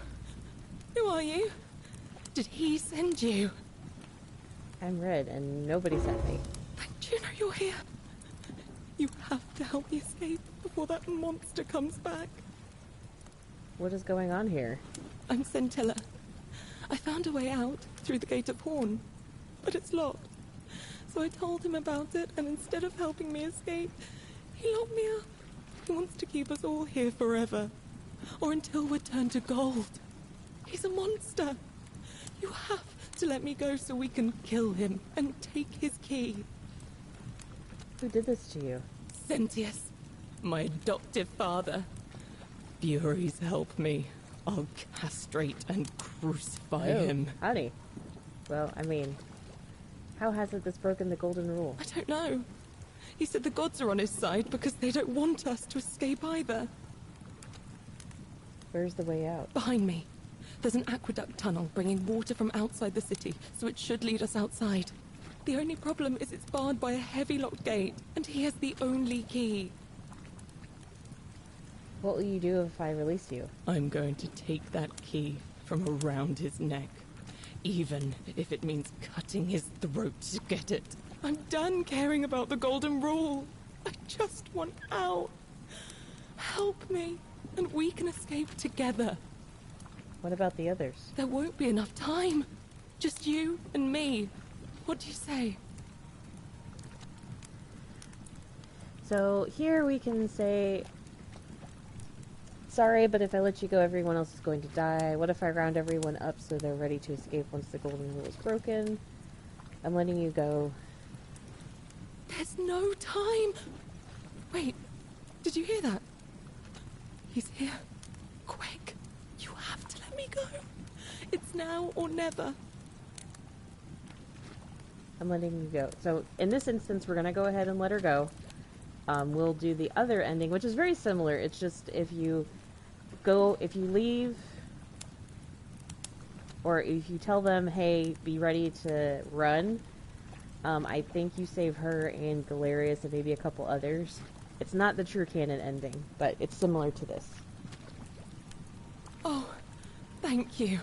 Now Wait, did you hear that? He's here. He must be coming in through the door behind me. You distract him. Stay right here and keep him talking while I look for something I can use. So now we meet... Like, Pluto made all this, but he... In my opinion, y'all, he's the real villain of this game. Where is she?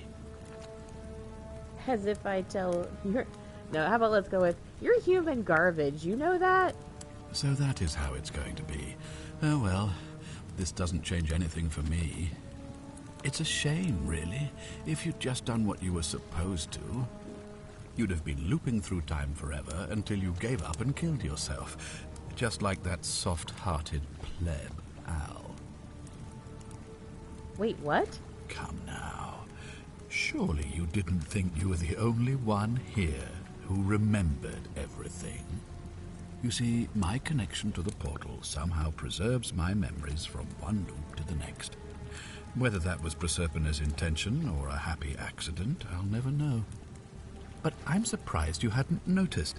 Here I was thinking you were a little bit sharper than Al was. Or perhaps you're just more willing to break the rules. He was a moralistic fellow, never once compromised on his principles. Well, when it comes to And video because games, of sir, I that have fatal flaw, no he relived this day many thousands of times before we finally had this conversation. I watched him come through the portal each time, always a little older, a little more disheveled, a little more haunted. And when he finally saw the futility of it all, as you're about to, it broke him. He drank a jug of wine, tied a noose around his neck, and took his own life, just before he was shot with a golden arrow. The next time I awoke, you showed up, but you've caught up to where he was so quickly. What's I'd creepy. have preferred if you'd given me more time to enjoy the trappings of my success. How many extra days did you give me? Just the 5? Not a lot compared your with loops. Al, but I've seized every day, nonetheless. He counts your loops. In any case, there's no escape for you except the path that Al took, the path he wrote about on his tablet. What was it? Ah, yes. Better to end it all now than find out what awaits you beyond that portal. So, you discovered my secret. So what? What are you going to do about it? So you asked me to figure out who was going to break the golden rule knowing I would fail every time. You knew there was a way out and even locked up your own daughter to keep it a secret. Why? Why? Isn't it obvious? Because I have grown attached to all this. My title, my beautiful villa, the sun on my face, the music of birds chirping. And as long as this day keeps repeating itself, I get to enjoy it all, over and over again, for eternity. Don't you see? I have found a way to prolong my life indefinitely, to cheat death. I have become, in effect, as immortal as the gods. Can you honestly say you would not wish the same for yourself? Let's see you cheat your way out of this. Do you really think you can take on a Decurion with that flimsy little bow? I probably could, but I'm going to let her have this one. Who? Scintilla? Where is she? I'm right here, Father.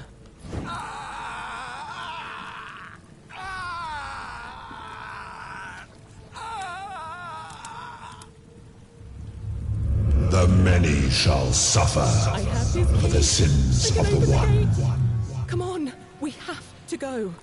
Hey, what's happening to you?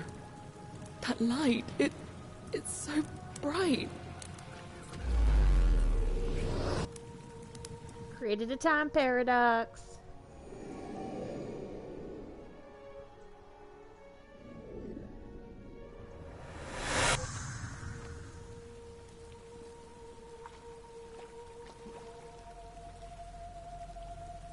Look, it's a live owl. Hi there. Gave me a bit of a fright. Glad I was in here alone. I'm Al. Al Worth, I came in here to find you. Well, here I am. I'm sorry, I didn't catch your name. I'm Red. I was hoping you'd know who I am. Funny you should ask. I was just reading an old tablet I found here. Well, trying. My Latin is kinda rusty, but the last entry mentioned someone with the same name. It described an event about 2,000 years ago. Someone with your name appeared in the city out of the shrine of Proserpina. Freed an imprisoned woman named Scintilla, who then murdered her captor, breaking some kind of ancient law. It said the attack caused golden statues to come alive, hunting down everyone in the city and turning them into gold. Apparently, the only person to survive was Scintilla, while the stranger disappeared in a flash of light. Actually, that was me. What? You're saying you were here 2,000 years ago? I'm not sure I understand. When I first arrived here in the present day, I found your corpse hanging from a noose. I'm sorry, come again? I still have the suicide note you carved into this tablet. Here. Let me see that. God, why does this writing look so familiar? I've spent a lifetime in this place going around and around in circles. This is disturbing. But I don't understand how I could have written it. It was written by a different version of you. I changed the past and your fate. I'm not following. I helped Scintilla kill the man who opened a time portal and drew you back in time, preventing it from ever happening. So you're saying, because a man from 2,000 years ago is dead, he never created a time portal, so I never went through it, and that's why I don't remember any of this. Now you're getting it. I guess you saved my life then, as well as helping that poor woman to escape. That's a lot to take in. Enough talk. How about we get out of this place? Maybe we can escape through the same aqueduct Scintilla used, if we can find it. It's right here in the cistern. Follow me.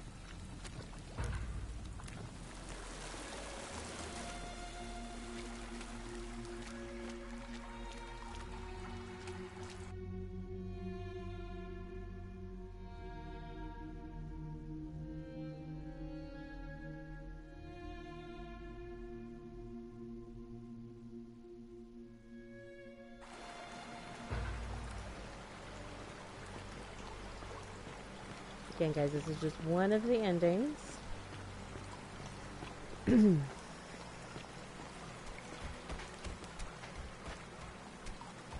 I'm gonna pause here for a moment and make sure nobody else has ever lured into this temple. Good idea. You go on ahead. I'll be there soon.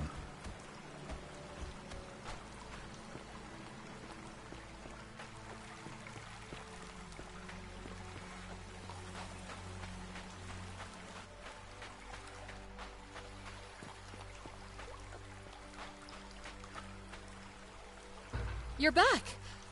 But you're alone. Does that mean you didn't find Al? I found him. He'll be here in a moment. Oh, what a relief. Thank you so much. I was beginning to think you'd both become trapped in there. Why don't you tell me what you discovered while we wait? I discovered your real name is Chiron. Or was it Kirti? Ah, I see. I thought you might. Well, now you know. I suppose you have questions. Who are you really? You can just call me Charon, if you like. I am sorry I was not completely honest with you when we first met. I do not enjoy deceiving people. Believe me, I do not. But I have learned, from 5,000 years of experience, that most people find comfort in familiarity, in gradual change, and coming to see the truth in their own time. What truth is that? That you died, of course. You were dead when I brought you here. My role, as the servant of the god of the underworld, has always been to assist the chosen to cross the threshold from the land of the living to the land of the dead. How did I die? Usually, when people do not remember how they died, it is because they suffered a terrible trauma. Most souls would rather not remember. Ask yourself honestly, do you really want to know? Yes, because I want to know why I went through all this trouble. As you wish. You were murdered. Of course. You were falsely accused of a terrible crime, and fled into the wild to evade your accusers.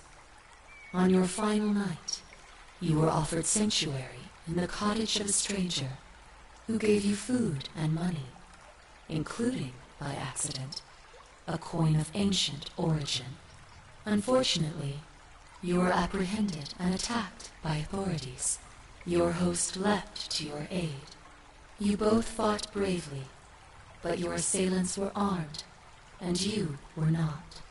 There was nothing you or your ally could have done. He died instantly at the scene, and you followed a few hours later. That man's name was Al Worth. You were each in possession of a sacred coin, called Charon's Opal by some, and so it was my duty to bring you here. Okay, so that's interesting. So, the first time I played through this, I played the archaeologist, and the how you died is a little different. So it seems like, depending on which role you choose, how you came to your demise is a little bit different. So that's cool. What's so special about these coins? Perhaps you have heard the tales of the Greeks and Romans burying their dead with a coin in their mouths to pay the ferryman for passage across the river. Well, those stories contained a seed of truth, but not any coin would do.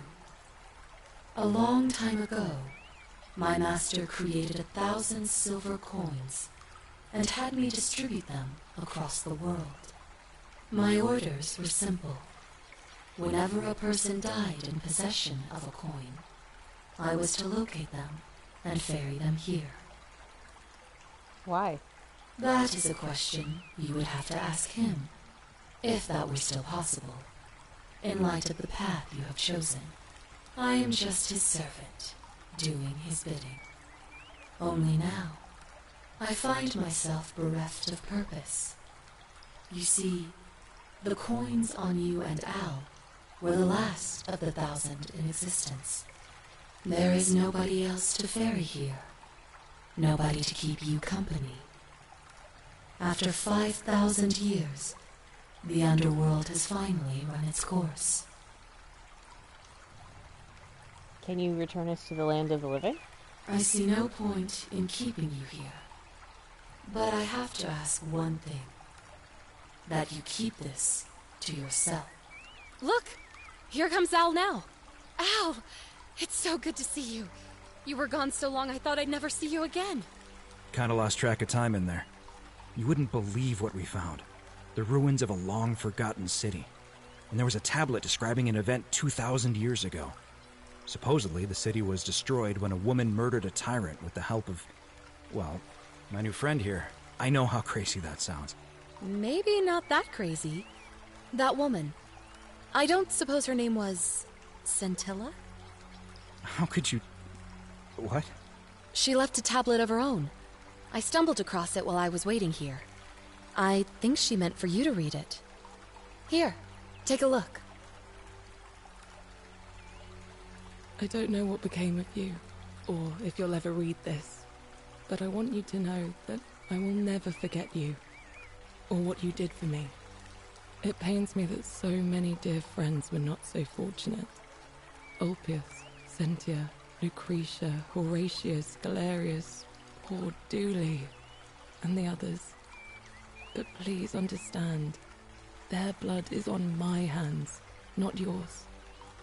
I will live with the consequences of my actions, and all I can do is move forward, trying to show others the same compassion you showed me. I promise you that saving my life will not be for nothing. Scintilla. Sounds like you meant a lot to her. I'd love to hear your story, but first, you two look exhausted. Why don't you hop in my boat and rest while I ferry you back to civilization? Sounds good to me. And you? Are you ready to go home? Alright, Karen. Ferry us home.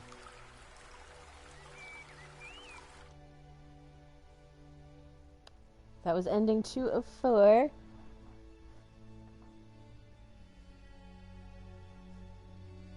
Tap to continue.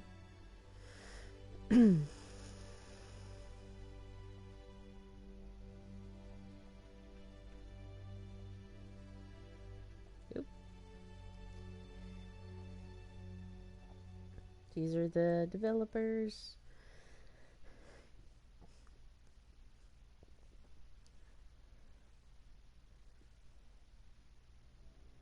So that wasn't per se a bad ending.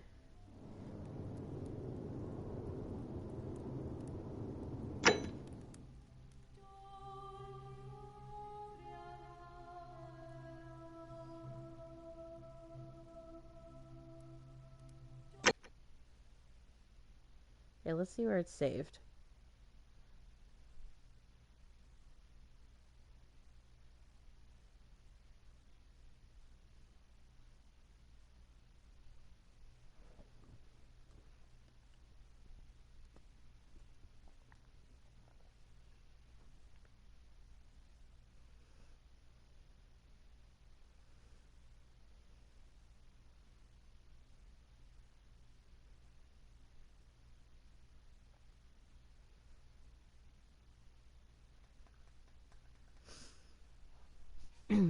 I think it should have saved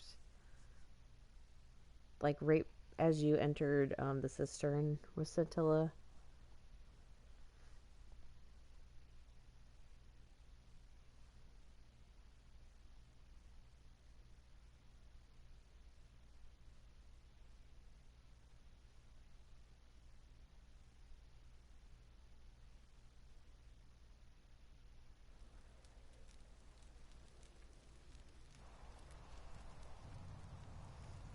Okay, so what I'm going to do is I'm going to go into the cistern. I'm going to talk to her, but not free her, so that I have the knowledge that she's there, and then go back.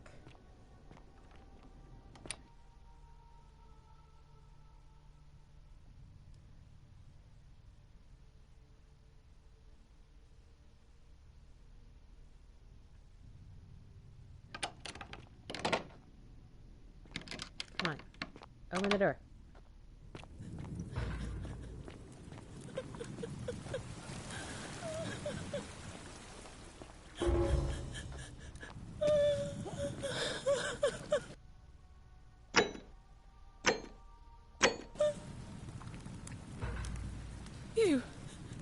are you? We just had this conversation. Yes, yes. Sentius, my adoptive father. Fury's help. Yes, you're very angry. I'm sorry, but if I let you go, everyone else is going to die. No! You can't just leave me here! How can you be so heartless?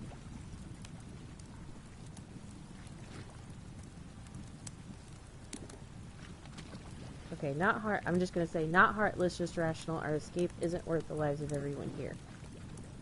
I hate you. I spit on you. I hope Dis drags you to Tartarus.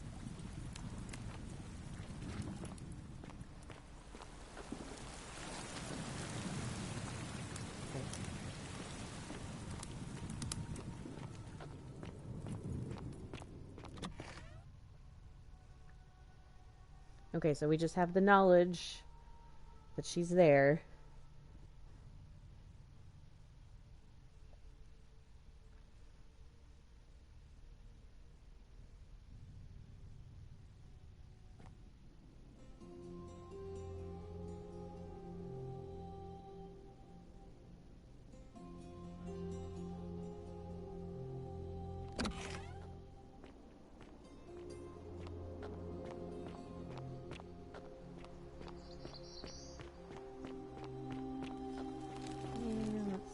Use the zip line.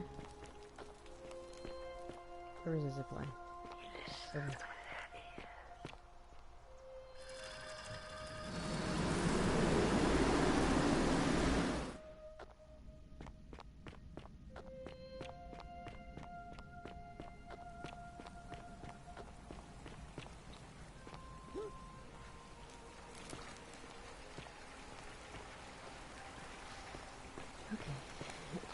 Now, I believe we tell Galerius... Or no.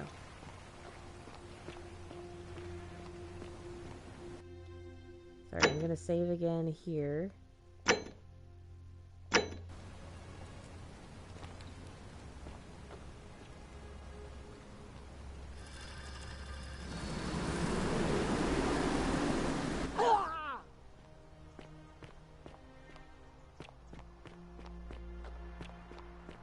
And then I believe we can go front this dude. Ave. We're finally alone. I assume you... Is that... Seem... I know what you did to Scintilla. Me? What are you talking about? You're keeping her tied up in the cistern. You know, you remind me of him. Who? Al. Al Worth. The fellow who came through the portal before you. You remember him? Come now. Surely you didn't think you were the only one here who remembered everything. You see, my connection to the portal somehow preserves my memories from one loop to the next. Okay. But I'm surprised you hadn't noticed. He was a moralistic fellow. Never, and because of that fatal I watched. And when he so finally says all the saw same the stuff that he did futility, before. I mean, you've lived through the day, what, 6 times? Most impressive. And yet everything you've done has been in vain. Because there's no escape. Except the path that Al took, the path he wrote about on his tablet. What was it? Ah, yes. Best to take your own life now. So, you discovered my secret. So what? What are you going to do about it?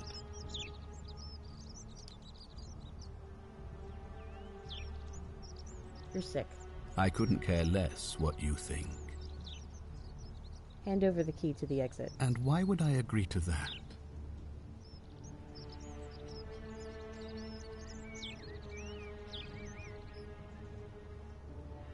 What's to stop me from taking it by force? The only way you're getting this key is over my dead body.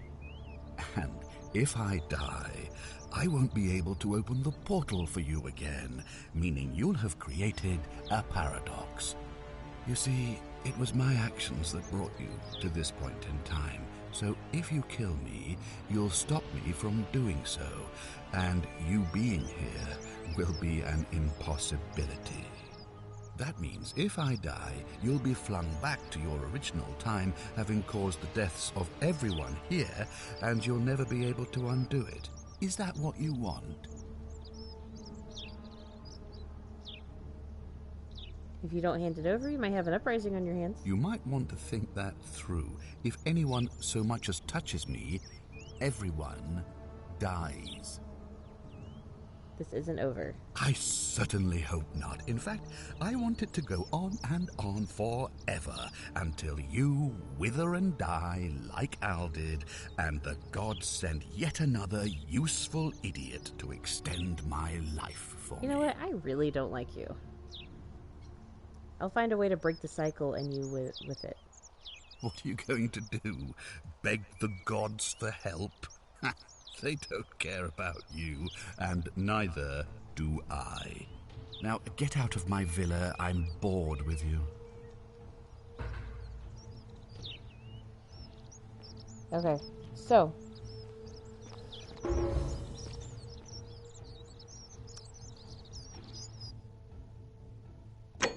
I'm going to save this real quick. And then I'm going to do the only one that's considered a bad ending. Don't be so foolish. If you kill me, we all die. That's okay. And if I die, I won't be able to open the... You see, Now, again... Maybe I have to do this when he can't see me.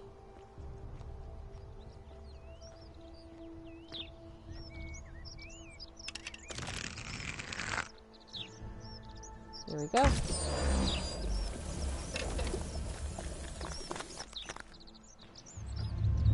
The many shall suffer for the sins of the one.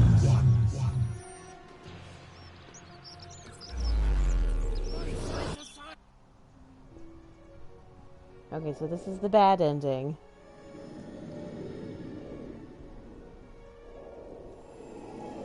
Because we've trapped ourselves in here.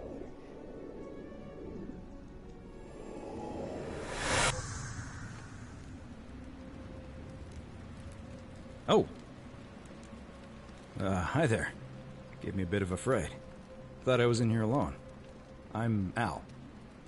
Al Worth, I came in here to find you. Well, here I am. Really? That's strange. I was just reading an old tablet I found here. Well, trying.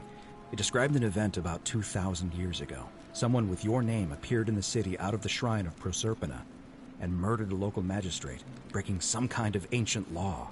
It said that the voice of a furious god rang out, and the ground trembled and statues sprang to life, firing arrows at the city's inhabitants. Apparently, as the citizens screamed and died in pain, the stranger just vanished in a flash of light. Weird, that definitely wasn't me. Ha ha ha ha ha ha. I didn't for one moment think it was, but the way you say that makes me wonder. I mean, how many people with that name could there be in this place? I don't understand how you could have been here 2,000 years ago. I guess we have to have this conversation. God, why does this writing... I've spent... This is... I killed the man who opened a time portal and drew you back in time, preventing it from ever happening. So you're saying, because a man from 2,000 years ago is dead, he never created a time portal, so I never went through it, and that's why I don't remember any of this. There you go. I guess. So what you're really saying is, you brought me back from the dead to let me die all over again. You saw the tablet. I spent a lifetime searching for a way out and never found one. I can't see how I could possibly find one now, so it seems like we're both gonna die here. I'm sorry, I made a mistake. A mistake? You murdered a man in cold blood, and now there's a city full of dead people. And it's only a matter of time before we join them. I guess all those old Latin inscriptions were right. Pro peccata unius multis dolabunt. The many shall suffer for the sins of the one. Whoops. My bad.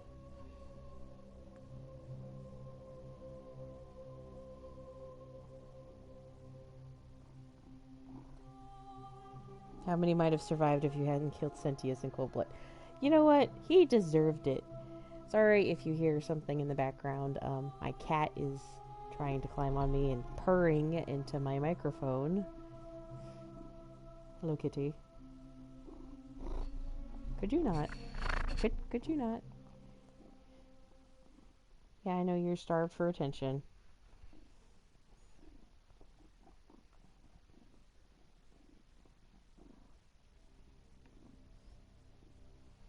Oh, you can't chew on the cord.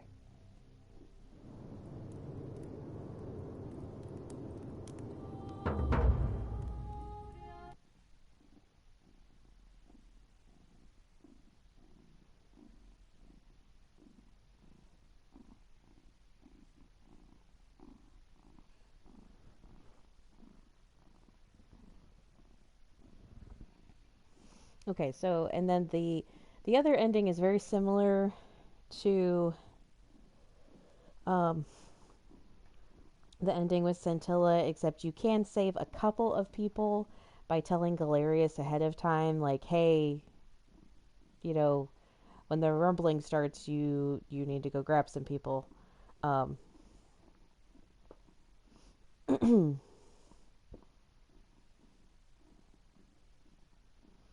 And then we will go up to the temple and have our confrontation with Pluto.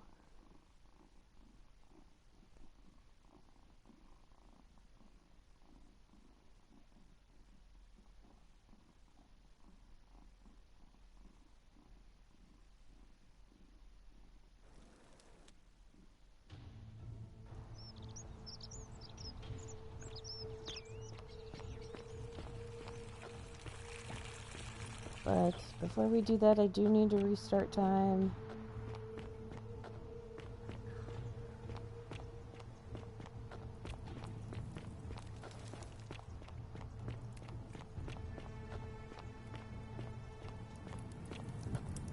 So I'm just gonna go swipe some money from somebody. Anybody got any money? The many shall suffer for the sins of the one.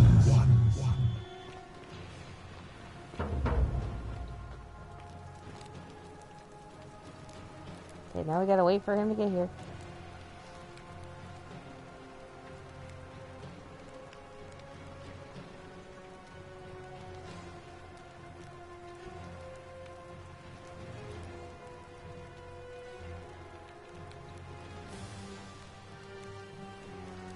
Anytime. Thank you.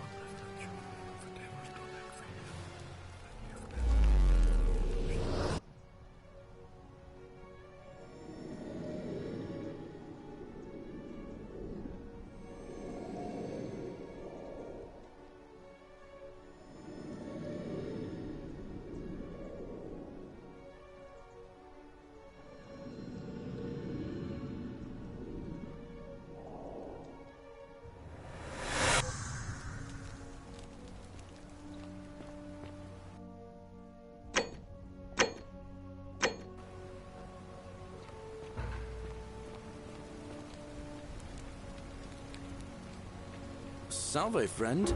I need you to take care of some things. Yulia. Poor Vert. Orpheus. Fabia. Right. What? That's it. Now go as fast as you can. I'll go. But once I'm done, I'll need you to tell me how you know all of this.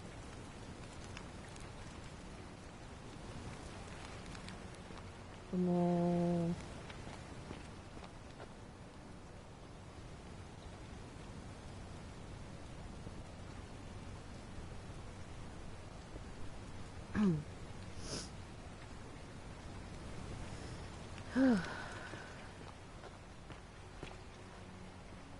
I want to say that's all we need to do.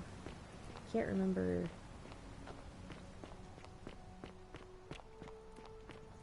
Ixion turns.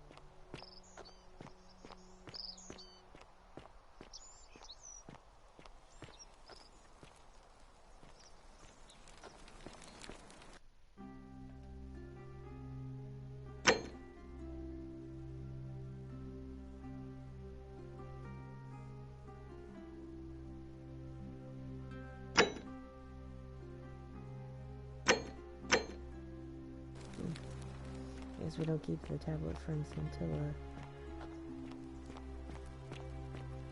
I don't think I have to do anything additional to rescue Scintilla. I believe she is saved with everybody else.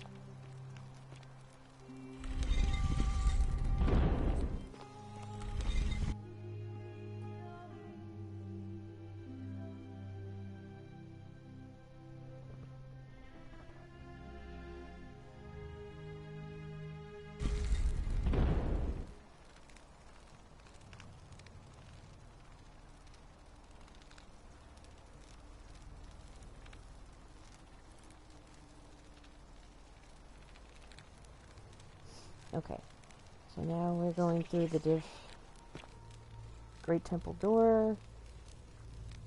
So we gotta go backwards. Pluto, Father of Riches, grant me an audience.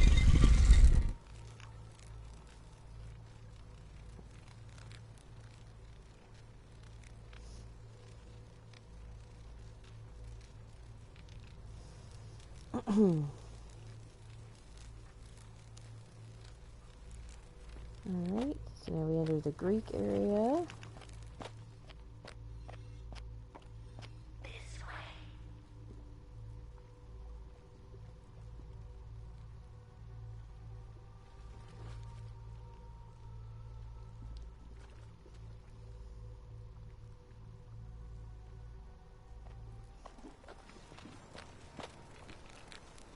Hades, Lord of Many, grant me an audience. Okay, now we're in the Egyptian area.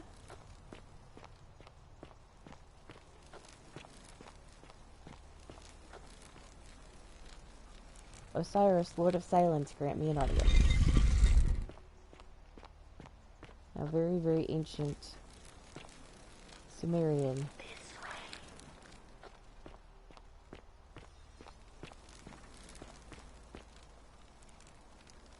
Nurgle, the Fierce One, grant me an audience.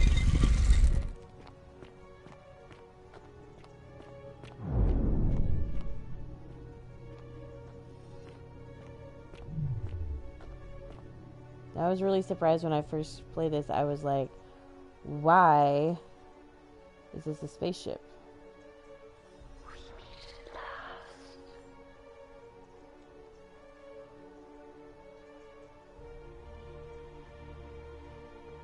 Okay, so there's two ways to go about this. I can either shoot Persephone and take her crown, or I can have a conversation with Hades. Or Pluto. And here you are. Allow me to introduce myself. As you have already gathered, I've been known by many names. I go by many names. Nergal to the Sumerians, Osiris to the Egyptians, Hades to the Greeks, and Pluto to the Romans.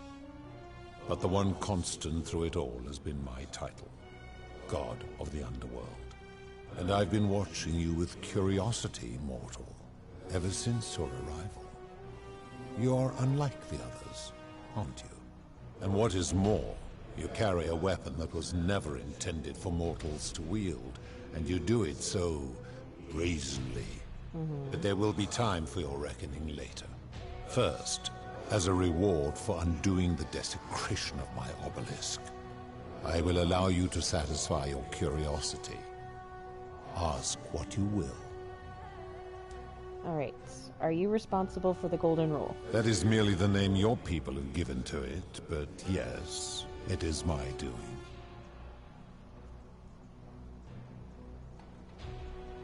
Why turn people into gold? That is a story dating back to the very first wave. After the Sumerians finished building their city, the self-declared ruler threw a banquet to celebrate. Now this man was unmarried, and many women were vying to become his wife, a prestigious position of power and influence in a new world. Of all the women, two were particularly ambitious. Both were beautiful, and both arrived at the banquet wearing eye-catching dresses and painted faces, their hair woven in elaborate fashion. The first woman, recognizing that she would require an advantage to win the ruler's affection, draped herself in jewelry, ornate necklaces, bracelets, and rings fashioned from gold. Seeing this ostentatious display, the second woman grew envious, for she had no such jewelry at her disposal. She prayed aloud to any gods that would listen to cover her in gold, and when her prayer went unanswered, she took matters into her own hands. While the others indulged at the banquet, the second woman summoned the first for a discussion in a quiet place. She checked that nobody was watching, and pushed her rival from the top of the ziggurat, where she broke her neck on the rocks below. But I was watching, and I decided to answer her prayer. I took the golden bow left behind by Diana, and I shot that woman in the heart, covering her from head to toe in a layer of molten gold. And I left her to stand there, that she might serve as a grim reminder of what befalls those who sin in my domain. But that was not enough, for the entire city was tainted by her sin, and the wager could no longer be won. So I had no choice but to wipe the slate clean. I gilded them all, to make way for a new wave, and began the wager again. And to this day, each of them, and all who came after, line the halls of this city, inanimate but conscious, suspended in time with only their sight and hearing preserved, so they may bear witness to and lament the folly of your kind for eternity, as silent golden sentinels.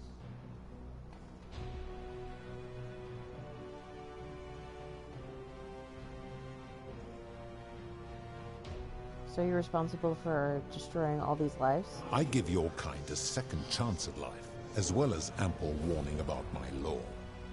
And when you disobey, and you always disobey, you force my hand, bringing terrible suffering upon yourselves.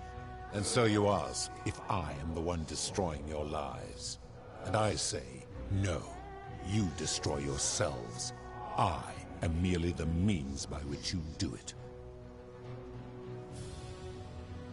What do you consider a sin? I've always considered that the cornerstone of morality is the ability to determine right from wrong on one's own. No attempt to lay out rules like your Code of Hammurabi or your 12 Tables of the Roman Republic can ever cover all possible scenarios. This should come as no surprise to you, since the core principle has been expressed in many forms by many of your civilizations. The Egyptians made a rudimentary attempt with do to the doer to make him do. The Greeks refined it with avoid doing what you would blame others for doing. The Roman Stoics added, treat your inferior as you would wish your superior to treat you. Even the so-called cultists hiding among you often say, do unto others as you would have them do unto you. It is the simplest of concepts, and each one of you is born with the faculties required to apply it to any situation. Yet none of the peoples who expressed this rule were able to uphold it. Curious, is it not?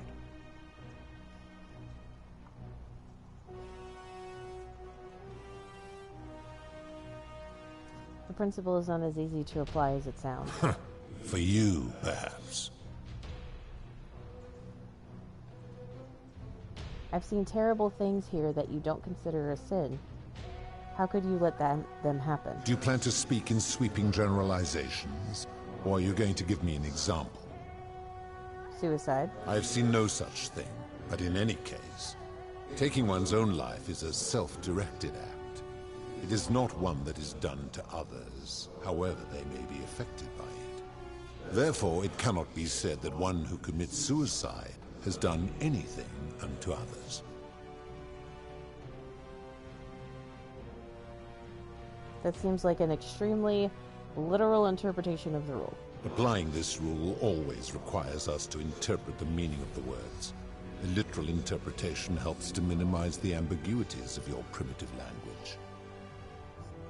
If our language is full of ambiguity, doesn't that make the rule inherently subjective and unreliable?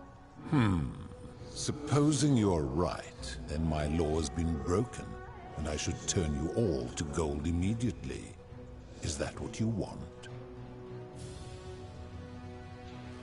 No, of course not. Never mind. Now tell me, what other sins do you believe I have overlooked?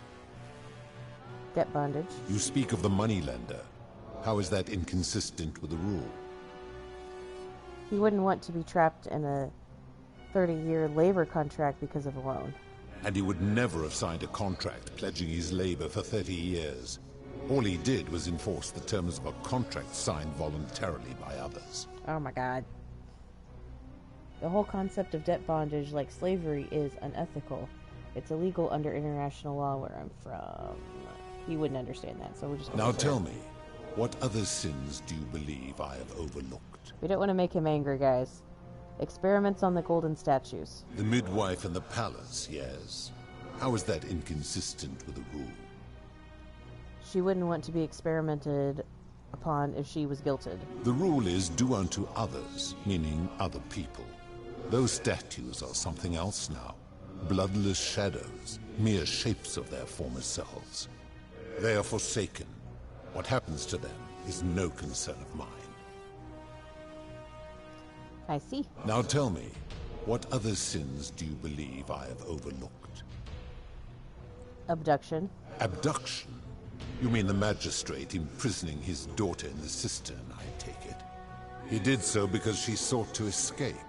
A sin I take particularly seriously. Better that he stops her from escaping, albeit brutishly, than I have to wipe out this entire city to punish her. Wouldn't you agree? We're just gonna go with fair enough for now. Now tell me, because again, I don't want to make him what angry. other sins do you believe I have overlooked? It's no wonder people say the gods are cruel. This just shows how unreliable and subjective your moral code is. You're no better at judging right from wrong than any human. Do you honestly think you could do better? No, but that's my point. Nobody's grasp of right and wrong is so perfect that they can be trusted with all this power. You've become a tyrant. I should strike you down for that. And if you do, you're proving my point.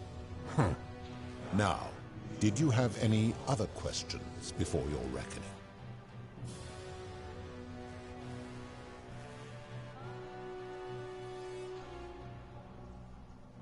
Let's talk about something else. Very well.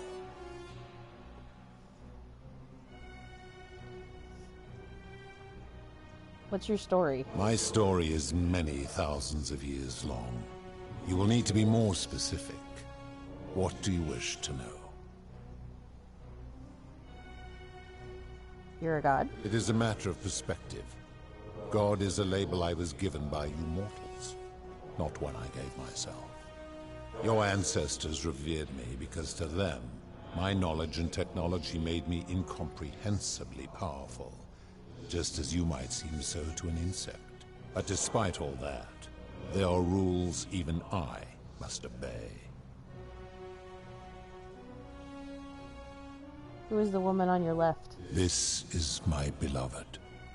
Like me, she has been known by many names. Ereshkigal to the Sumerians, Isis to the Egyptians, Persephone to the Greeks, and Proserpina to the Romans. Or perhaps you might know her as the goddess of springtime, the cycle of life and renewal.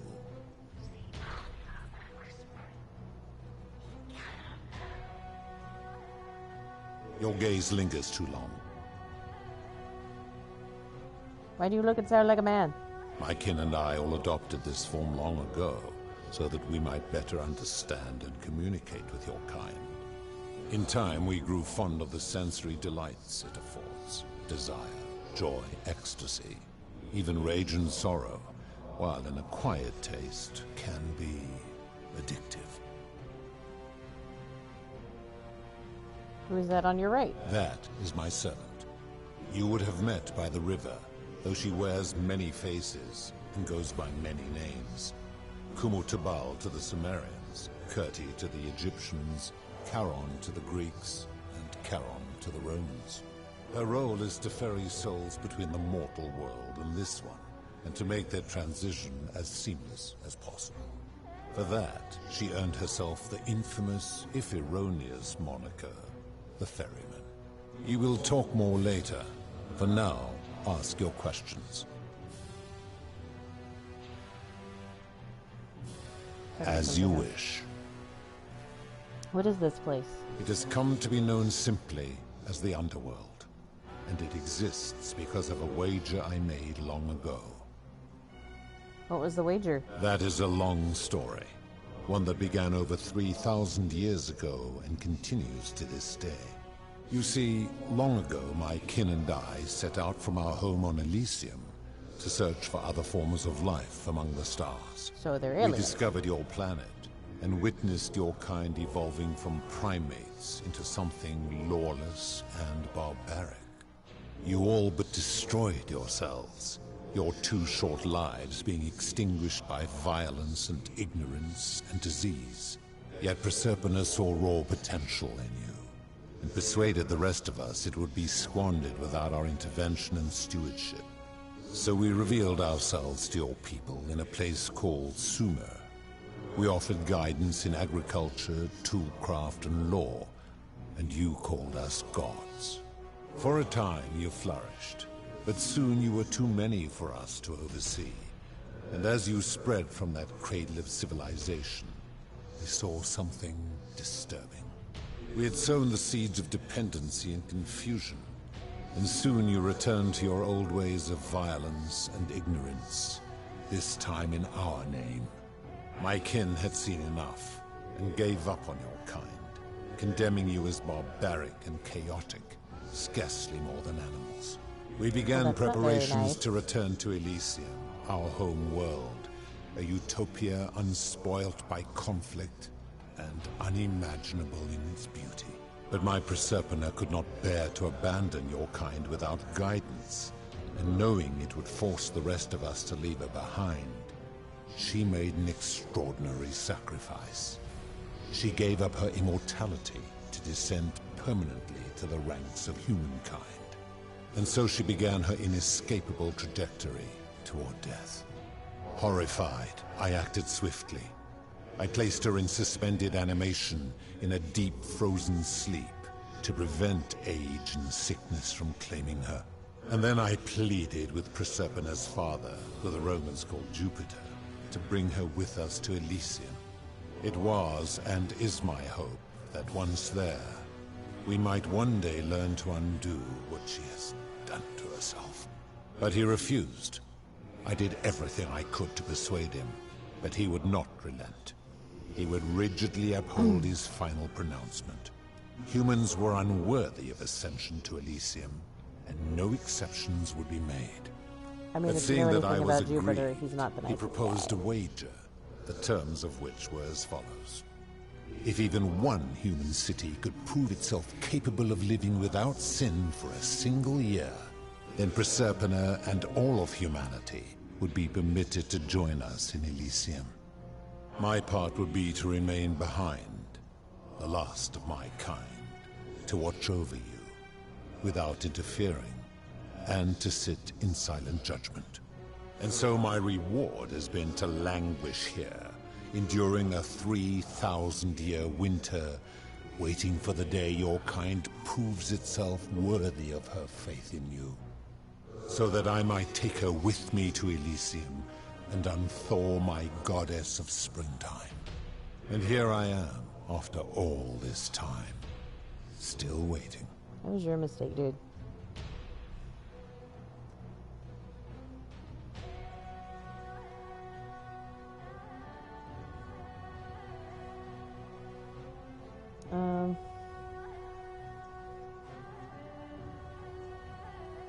I mean, we can talk about all this, but let's... Of course. Let's get to the main... That is merely the name your people...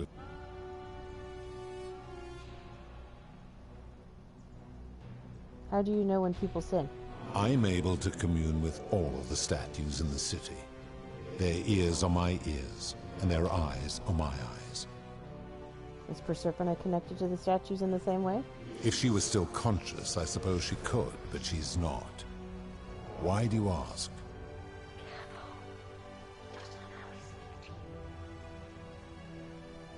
No reason. Then what an odd question. Oh, he's an idiot. Where did these golden bowls come from? When my kin departed, they left behind many relics, which I inherited. A consolation prize of sorts. The golden bow originally belonged to one of my kin, who the Romans called Diana. As my collection of golden statues grew, I chose the most ferocious among them, and equipped them each with a duplicate of her bow, and tasked them with hunting down the Forsaken at my behest. They became known simply as Furies.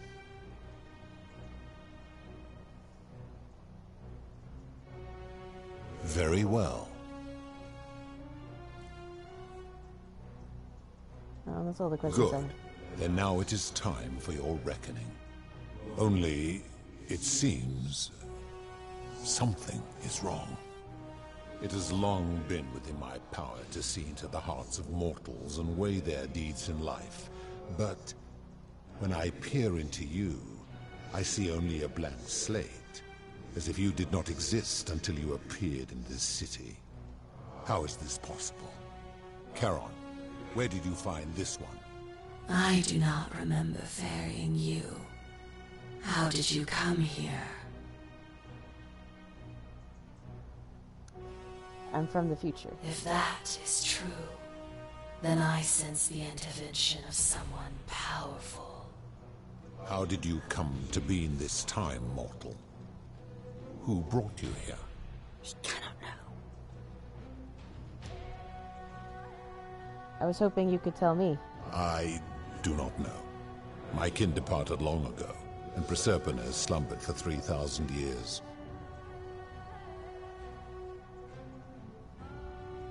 Shouldn't you know this as the god of the underworld? Tread lightly, mortal. Enough of this.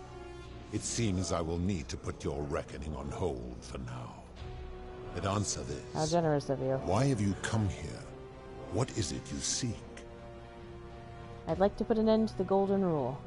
Ha ha ha ha. Your hubris is amusing, so I will allow you to make your case. But I warn you, if you anger me or waste my time with lies or wrong-headed arguments, you face death here. So, tell me, why should I put an end to the so-called Golden Rule? If you're doing this for love, you should know that Proserpine doesn't love you. That would get me killed instantly. I think. How can you expect us to live without... How can you expect us to live without sin if you can't do it yourself? That is a very serious accusation, mortal. What sin have I committed? What evidence do you have to support it?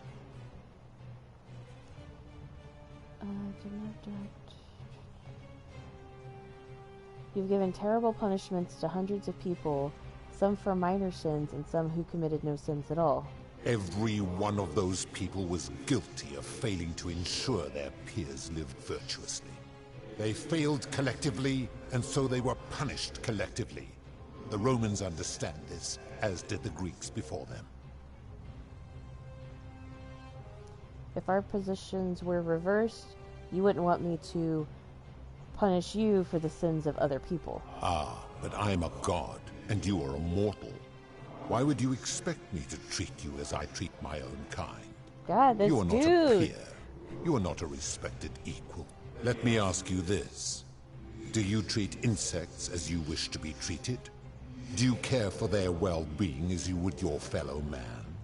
Do you ensure they have food and shelter and protection from predators?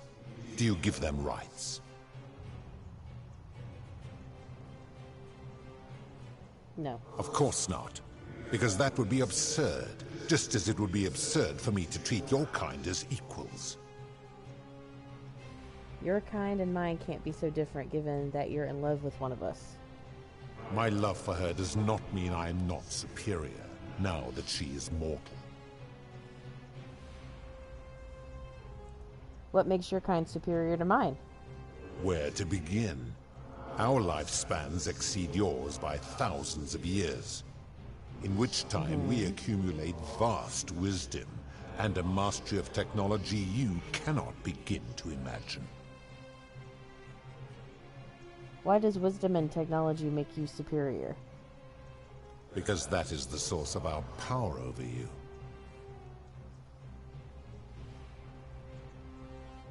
So you think you're not obligated to treat us fairly because you're more powerful than us? You could say that. What was it the Roman Stoic said? Treat your inferior as you wish your superior to treat you. My kin have no superiors. But didn't you say that Jupiter was your leader? There's a hierarchy within your kin. That is true. Go on. So you are treating humans the way you wish Jupiter to treat you? Make your point, mortal.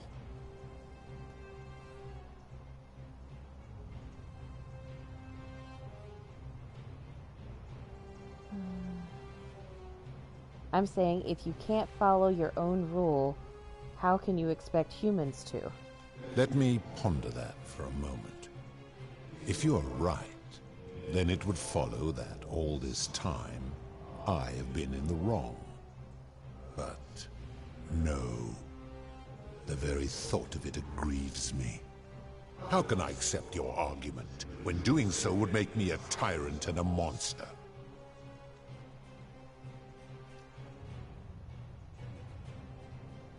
You're not a monster, you're a human, and you made a mistake. Wait, what? What are you saying? Humans make mistakes, it's in our nature. You have spoken eloquently, and yet, if what you say is true, it follows that my wager was fatally flawed from the beginning. But that would mean Jupiter, Proserpina's father, who knew more about you than anyone, proposed a wager I could never win. Why would he do that?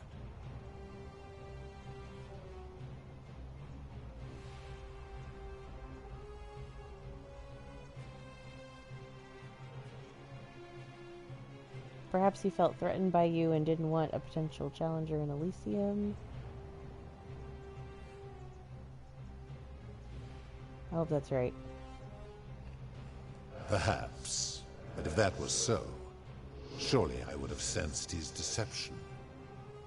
How could I have been so blind for so long? Perhaps when you took human form, you took on some human phobias as well. Your words sting me, mortal.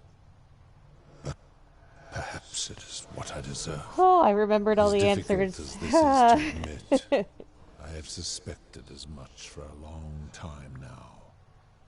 And I cannot deny it any longer. I've been so fixated on taking my beloved to Elysium that every time one of you sinned, it wore away my hope of being with her again. In time, I began to despise your kind for making her believe that you could ever be better than you are. But my rage was not born of malice. Quite the opposite. Everything I have done, I did because I loved her. Who knew this empathy of yours, which you celebrate so much, could have such a dark underside? This has gone on too long. It is time for me to let go of this form, of her, of all of you. But know this, if I abandon the wager and leave for Elysium, neither she nor your kind may ever ascend. We just want to return to the world. Very well. I will have Charon make arrangements to ferry the others. But as for you, be aware you will be separated from the rest. Why? Once this exodus begins, the events that brought you to this moment will never have taken place, and you will have created a paradox. What will become of you is difficult to predict, but that is the risk you have taken by interfering in the natural flow of time. Now, are you ready? I'm ready. Farewell, mortal. Ugh.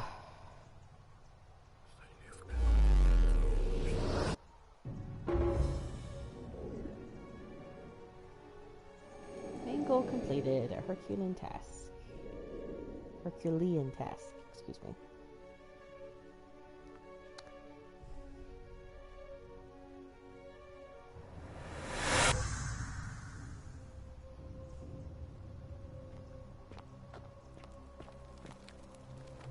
Oh. Hi there. Gave me a bit of a fright. Thought I was in here alone. I'm Al. Well, here I am. I'm Brandon. I was hoping you'd know who I am. Know who you are? I barely remember how I got here myself. Oh, did that lady in the forest send you in here after me? I guess I lost track of time, learning about the history of this place, and it is extraordinary. I'm fairly certain you and I are the first people to set foot in this city for about 2,000 years. Fortunately for us, the last person in here was a Roman man named Galerius, who inscribed an account into a tablet. Apparently, there was a community of 20-something people trapped in here, and living in fear of a curse they called the Golden Rule. They believed that if even one person sinned, an unknown god would cast them all into gold, like the 1,000 people who'd lived here before them. Then, one day, just as Galerius had finished praying for a good harvest at the shrine of Proserpina, an oracle appeared and told him how to solve the ills of the city, like saving the life of a dying woman, foiling an assassination attempt, and so on. Meanwhile, the oracle walked up to the temple of the mysterious god, this one right here, and demanded an audience. And the doors just opened up to her. Nobody knows what went on in there, but Galerius wrote the oracle must have been more persuasive than Odysseus, because the next thing he knew, the ground shook and the voice of that god rang out over the city. The many have suffered long enough. Unfortunately, Galerius' account just sort of stops after that, leaving a lot of questions unanswered. What became of him and the other people who lived here? What happened to all the golden statues? And did this mysterious oracle single-handedly undo the curse that had terrorized people for hundreds of years? Yep, that's me. Ha ha ha. Yeah, that was me. What? Oh, I see. For a moment there, I thought you were serious. Anyway, I think I found a way out through the aqueduct that brought water into the city. Follow me. I'm right behind you.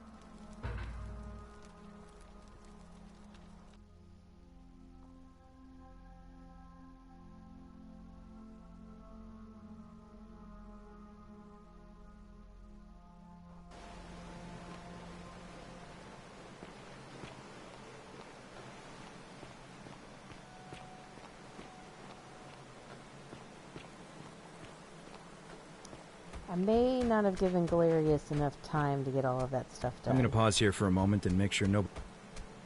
You go on. That might be... But this is the canon ending. You do all this stuff in the city. You have Galerius do everything you need to. Again, I may not have given him enough time to do all that, but we'll see.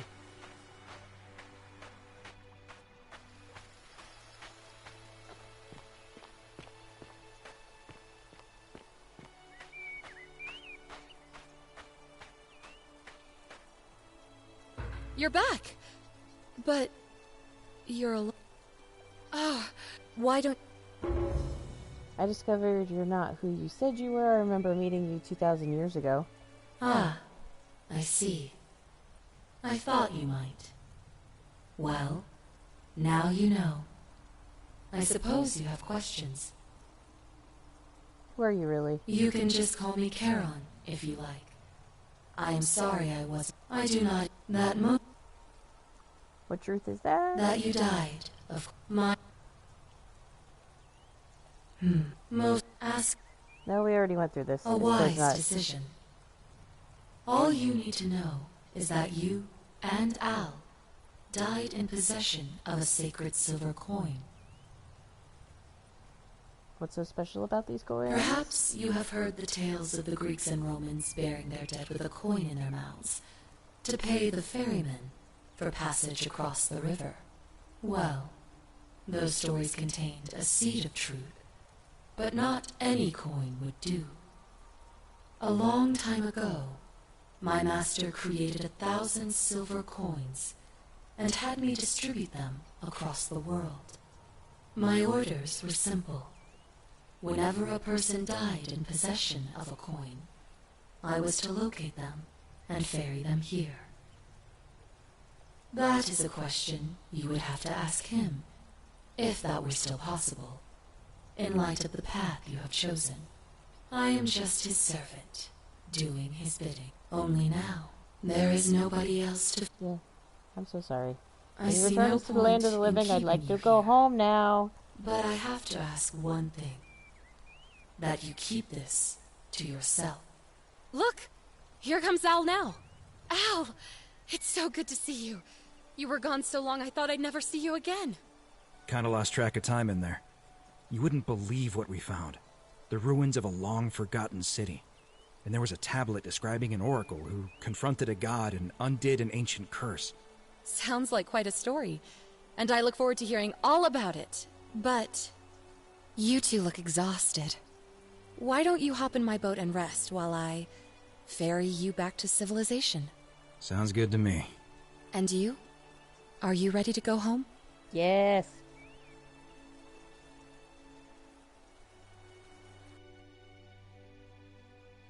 One year later.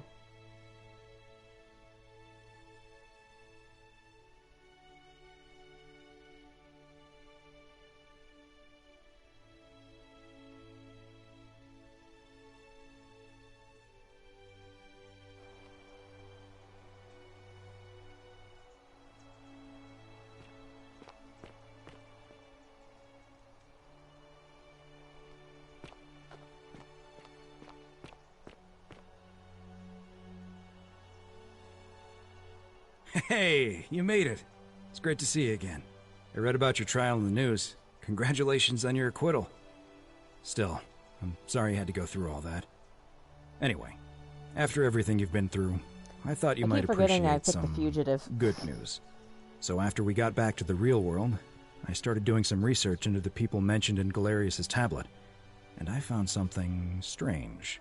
I'm sorry I've been so cryptic. I've been dying to tell you, I just really wanted you to see this for yourself. Why don't you head on down there? I'll catch up with you at the other end. Look, it's all the people we saved. Well, the people we Oh, could have hello. saved. You're finally here. Remember me? Galerius, what are you doing here? It's a crazy story. After you disappeared, Charon appeared and told us she was returning us to the world. Even gave us some coins to help us start our lives over. Only, for some reason, she returned us to your world instead of ours. Anyway, I know we only ever had that one conversation, and I wasn't even sure if you'd remember me, but I wanted to say thanks for freeing us from the underworld and giving us a second chance at life. What are you doing with yourself these days? Oh, I used Charon's gift to buy a farm in Umbria. Got a villa on it too, with enough room for Dooley, of course. It's hard work, but I sleep soundly every night. I'm finally my own man, and I wouldn't change it for the world. You're with Equitia now? I know! I can't believe my luck either. But we're engaged and living together. We're planning to get married next spring. If you're going to be around, we'd love to see you there. I better be invited to the wedding. I only, saved your lives. But I'd love that. Count me in. It's good to see you again, Galerius. Of course. There's a whole museum full of people waiting for a chance to thank you, so you better keep moving. We'll speak again soon, my friend. You're here. It's lovely to finally meet you. Galerius told me all about you. Good to see you too, Equitia. So, you're the hero who somehow vanquished the last of the Roman gods. As I'm a priestess, you realize you've put me out of work. I'm just teasing. Actually, and it still feels a little sacrilegious to say this, I'm finding life after religion quite enjoyable. What are you doing with yourself these days? Galerius and I are engaged and expecting. We've just bought a lovely villa in the countryside, with room for a large family, and Dooley too, of course. It feels like the world has just opened up for us. There's so much to learn, and so many more possibilities for our children than we ever imagined. We're just so thankful for what you did for us. For all of us. How's Livia? Oh, it's sweet of you to ask. She recovered nicely. In fact, she's here somewhere, if you'd like to ask her yourself. I'll do that. It's good to see you again. See you at the wedding, I hope. I think it's really sweet that they take care of this poor disabled man. Hello, I'm Dooley. I remember who you are, Dooley. Galerius said you're very nice and a big helper. Thank you for getting us out of the bad place. I didn't like it. What are you doing with yourself these days? I live at Galerius and Equitia's house. They look after me now and help me remember when I forget things, like brushing my teeth. I'm sorry you never found your treasure. Treasure? Oh, I forgot about that. I like my box now. Galerius got me a box that tells stories. It's my favourite thing. Oh, story boxes are great, aren't they? Yeah, they're fun. Bye-bye. I think we're missing some people because there should be somebody standing here, I think.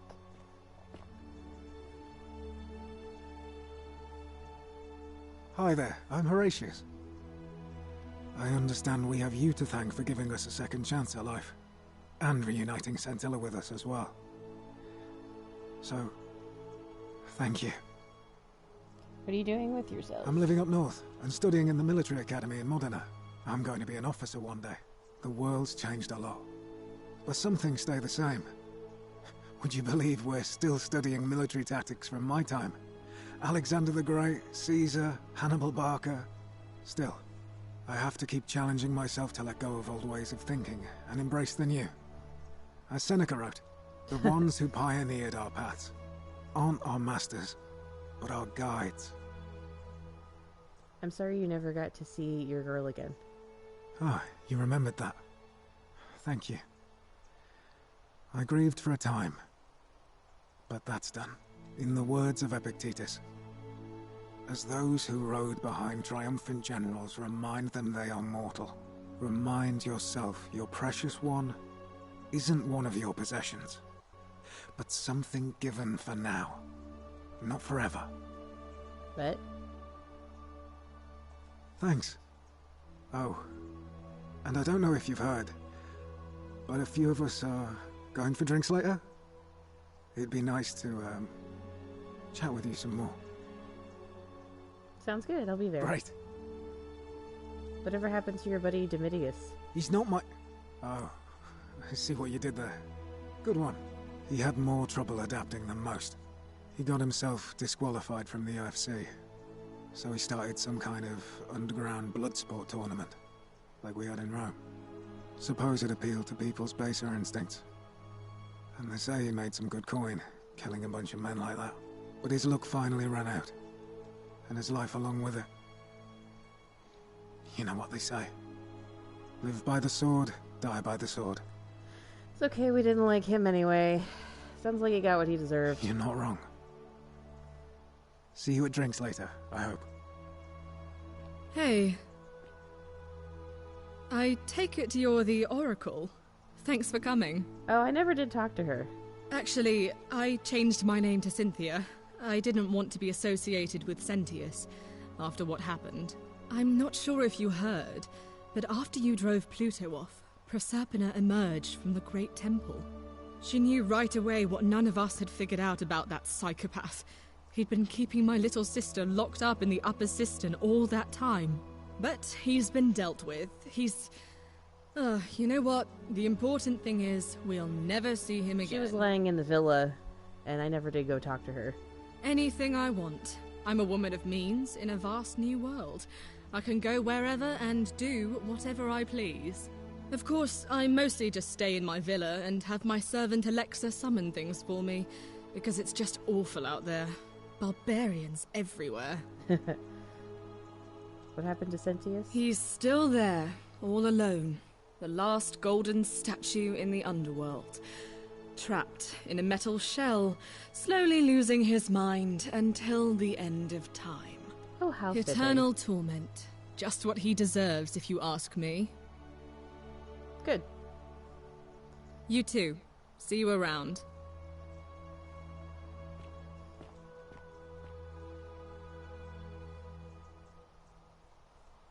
You're the Oracle, right? Red is fine. Oh, of course. Sorry. And I never got a chance to thank you for telling Galerius how to save my life. And of course, getting me and all of us out of a terrible situation. Oh, I barely recognize myself. I'm living in a house share in London with my wonderful girlfriend. And I'm studying English at university. Eventually, I want to travel the world and write about it. Turns out, it's about 30 times bigger than the Roman Empire ever was. Just a little bit. Did you know there are entire continents Rome never knew existed? And you can travel almost anywhere in an aircraft, which is rather like flying on a Pegasus, but much more comfortable. Oh, sorry, you already know all that, of course. I'm just so excited. There's so much to see cute. and learn and write about. Seeing the world through fresh eyes sounds wonderful. I have noticed people from your time have no idea how fortunate they are. I hope to change that. One day. Whatever happened to Malleolus and Claudia? Last I heard, Malleolus kept insisting he was the last rightful ruler of the Roman Empire, and wound up being committed to a psychiatric hospital. As for Claudia, she was always so viciously unhappy. Someone said she'd blown all her money on wine, trying to drink herself back to the underworld. After the horrific way they treated Ulpius and me, I can't help feeling a sense of... what's that German word? Schadenfreude? I think you're allowed to feel that way. Thank you. You're very kind. Whatever happened to Aurelia? Ugh. Someone told me she was boasting about getting her claws into some rich prince, and how she was going to be living the high life from now on. Even in your time, life still isn't fair. Apparently he'd proposed before they'd even met. And last I heard, she'd bought herself a first-class one-way ticket to join him in some exotic place called... what was it? Nigeria? Some people have all the luck. Oh, don't worry. Something tells me she's going to get what she deserves. I'm going to say, as the Oracle, I foresee terrible disappointment in her future. Really? Huh. I feel better already. Thank you. You too. If you're ever in London, let me know. We can go to bars and drink wine and listen to the stories of the 9 million people who live there. I'll take you up on that. I hope so.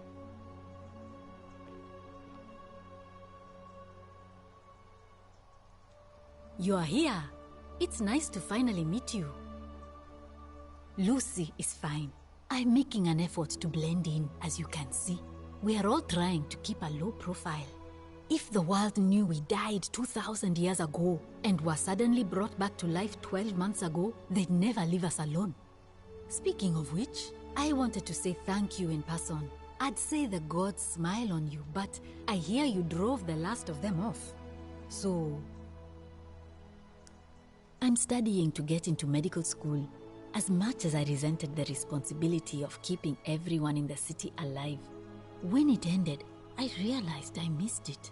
So I guess I'll just keep saving the world, if begrudgingly, one patient at a time. You too, don't be a stranger.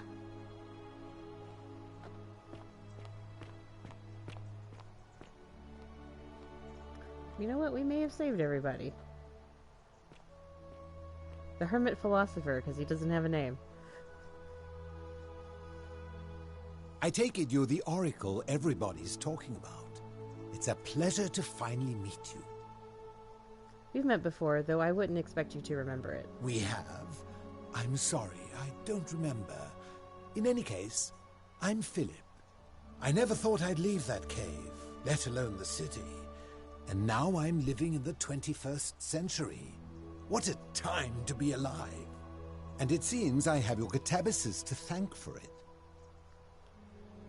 I'm working as a consultant to the Faculty of Classics at Cambridge University, helping fill the odd gap in their knowledge. Not that I need the money, but I do love being around enlightened minds again. My sincere thanks once again. All right. Georgius? Greetings. You must be the legendary Oracle. It is a sincere privilege to finally make your acquaintance. I am Georgius. I am told we have you to thank for freeing us from Hades, and for that, I am most grateful. I am reacquainting myself with Greece. It has changed so much over the last 2,000 years, I barely recognize it. This is at once heartbreaking and thrilling. Perhaps one day, once I have seen all of this new Greece and sampled her delights, I will settle down in Santorini in a villa overlooking the Azure Aegean Sea. I hope you will join me there and regale me with the story of how you faced off against the fearsome god of the underworld and won. Sure, consider me there. You too, my friend. Fabia? You're the one we've been waiting for. I'm Fabia. I wanted to say thanks for sending Galerius to save my life. I don't know how you knew, but I would have been crushed by that shrine for sure. I'm just so happy to be here with you and everyone together again, even if it's just for one more night. What are you doing these days? Well, it's not like I have to work with all the silver Charon gave me, so I just do what makes me happy. Mostly that means baking for my friends and looking at memes while binging TV shows in yoga pants. What a time to be alive. I'm glad you're happy. Thank you. I really am. You too.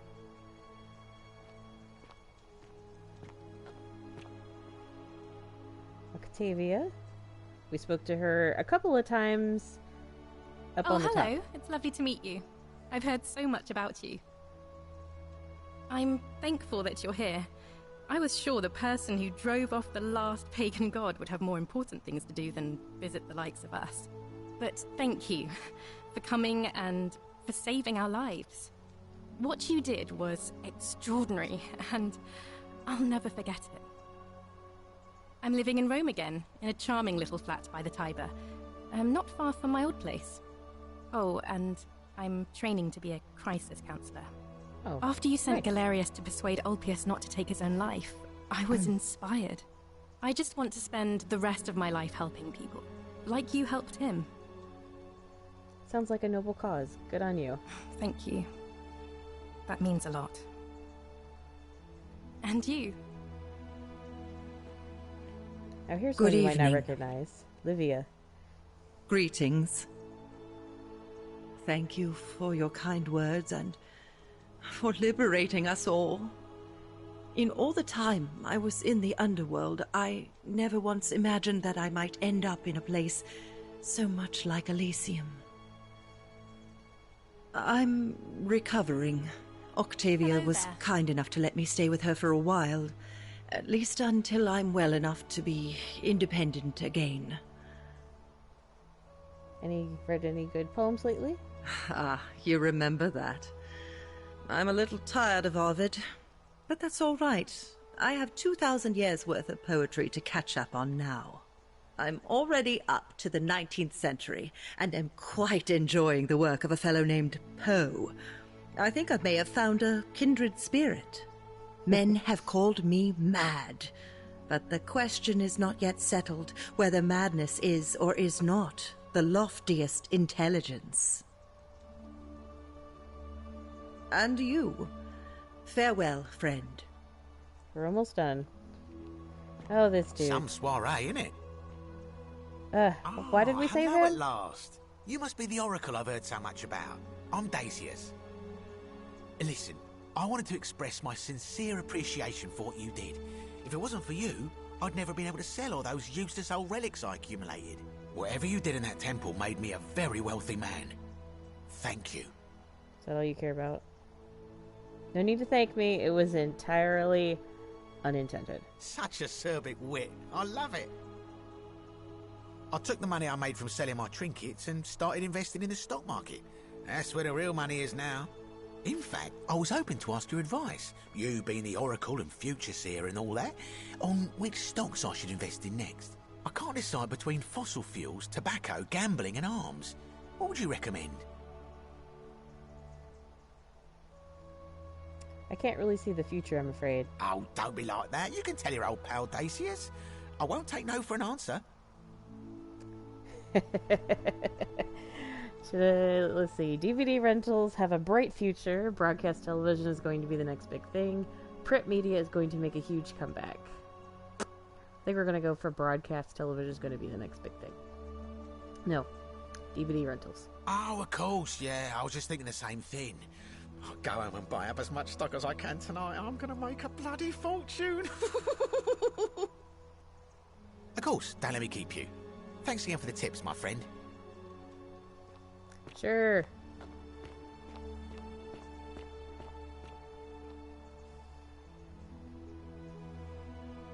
It is an honor to finally meet you, Oracle. Thanks, Kabash. You know my name? Oh, of course. You are an oracle. You know many things. I know. I too would like to offer my thanks for releasing us from that place and for your role in bringing us here. This world is truly wondrous. For a time, I returned to Alexandria, but they have no need of another fisherman, and I came to see there is nothing for me there. Instead, I have decided to follow the custom of your youths and backpack the world. It is a great adventure, and I have met many people from many cultures. I spent the first 25 years of my life avoiding the 42 sins that would deny me access to the afterlife. Now, I think it is time I had some fun. Sounds like you earned it. Indeed. Thank you, Oracle.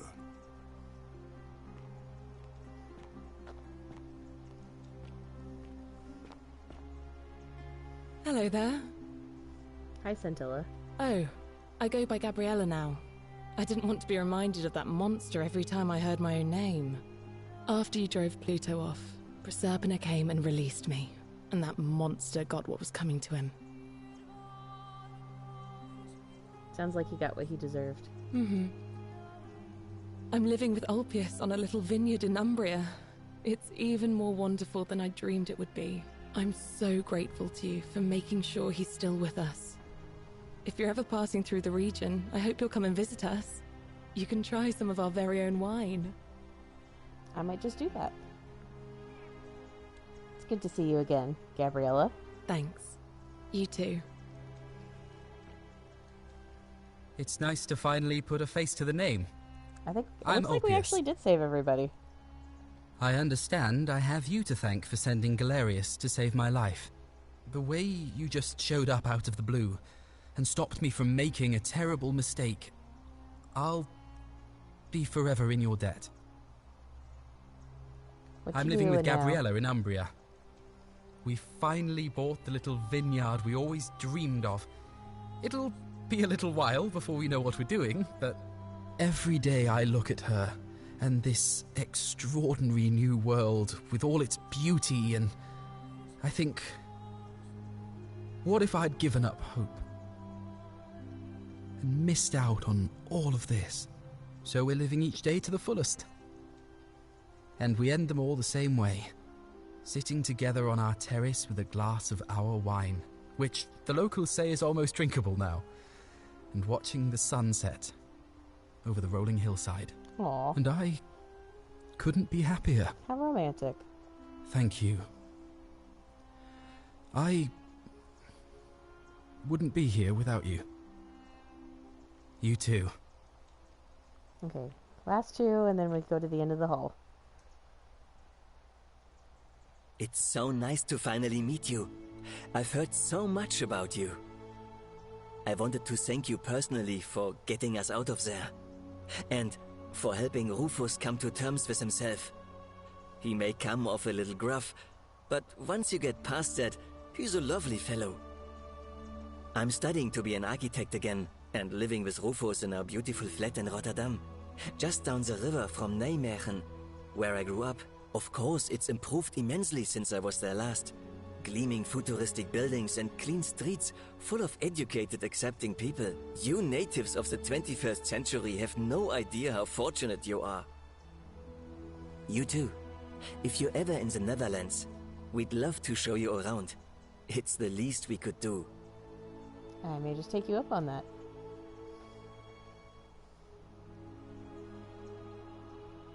Nice to meet you. I go by Rufus now. New start, new name. Oh, and thanks, by the way, for what you did. Sorry, I'm no good with the mushy stuff. What you doing? I live with Virgil in Rotterdam, not far from where he grew up. It's very modern. Destroyed in the war, and it rebuilt itself. Good place for a fresh start. Haven't decided what I'm going to do with my life yet. One adjustment at a time. You too. Look us up next time you're in the Netherlands. We're grateful. Oh. Okay. Of course, we have a lot of artifacts. Egyptian, Sumerian, Greek, and Roman.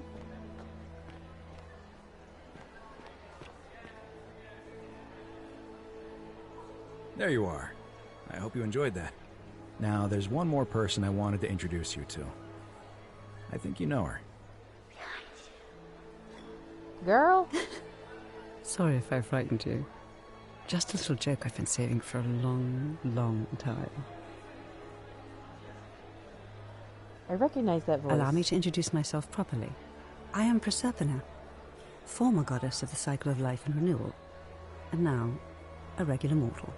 I wanted to meet you in person, and thank you for freeing all these people, and me. I hate to think what would have happened to us without your intervention. You were whispering to me all along? Indeed.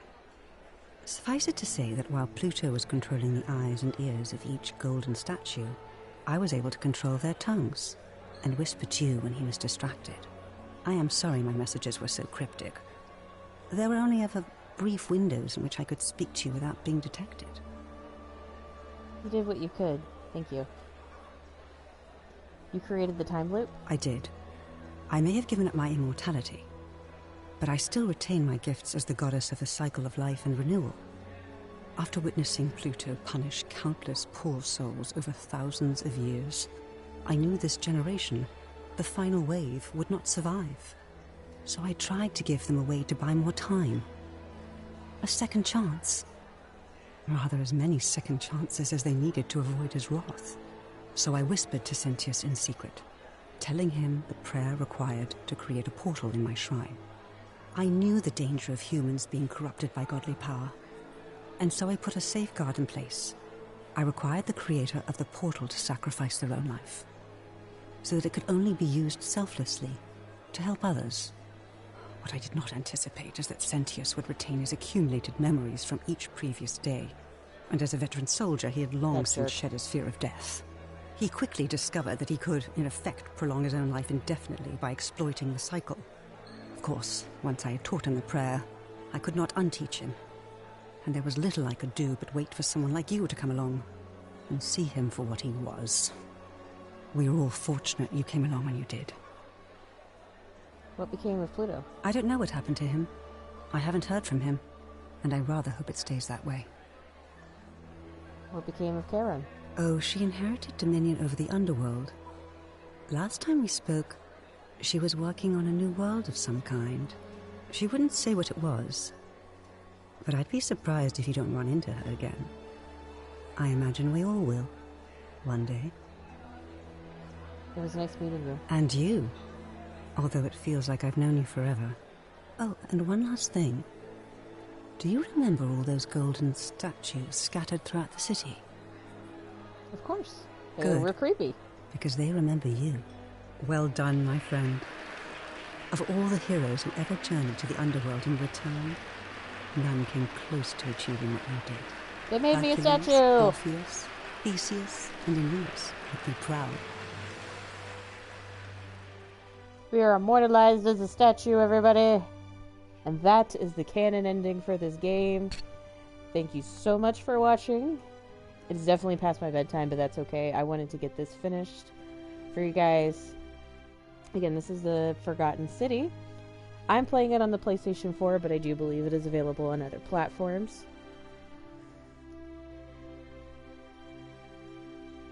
If you have watched this on Twitch or on YouTube, I am on Twitch, YouTube, and TikTok. Please drop a follow on any of these platforms that you are registered to. And again, thank you so much for watching. I will try to return. I might try to do streams throughout the week, but definitely I'm going to be consistently doing Friday, Saturday, and Sunday, because that's when I have the most time to actually dedicate. But I might try to fit something in throughout the week as like a little pop-up stream. So again, thank you guys so much.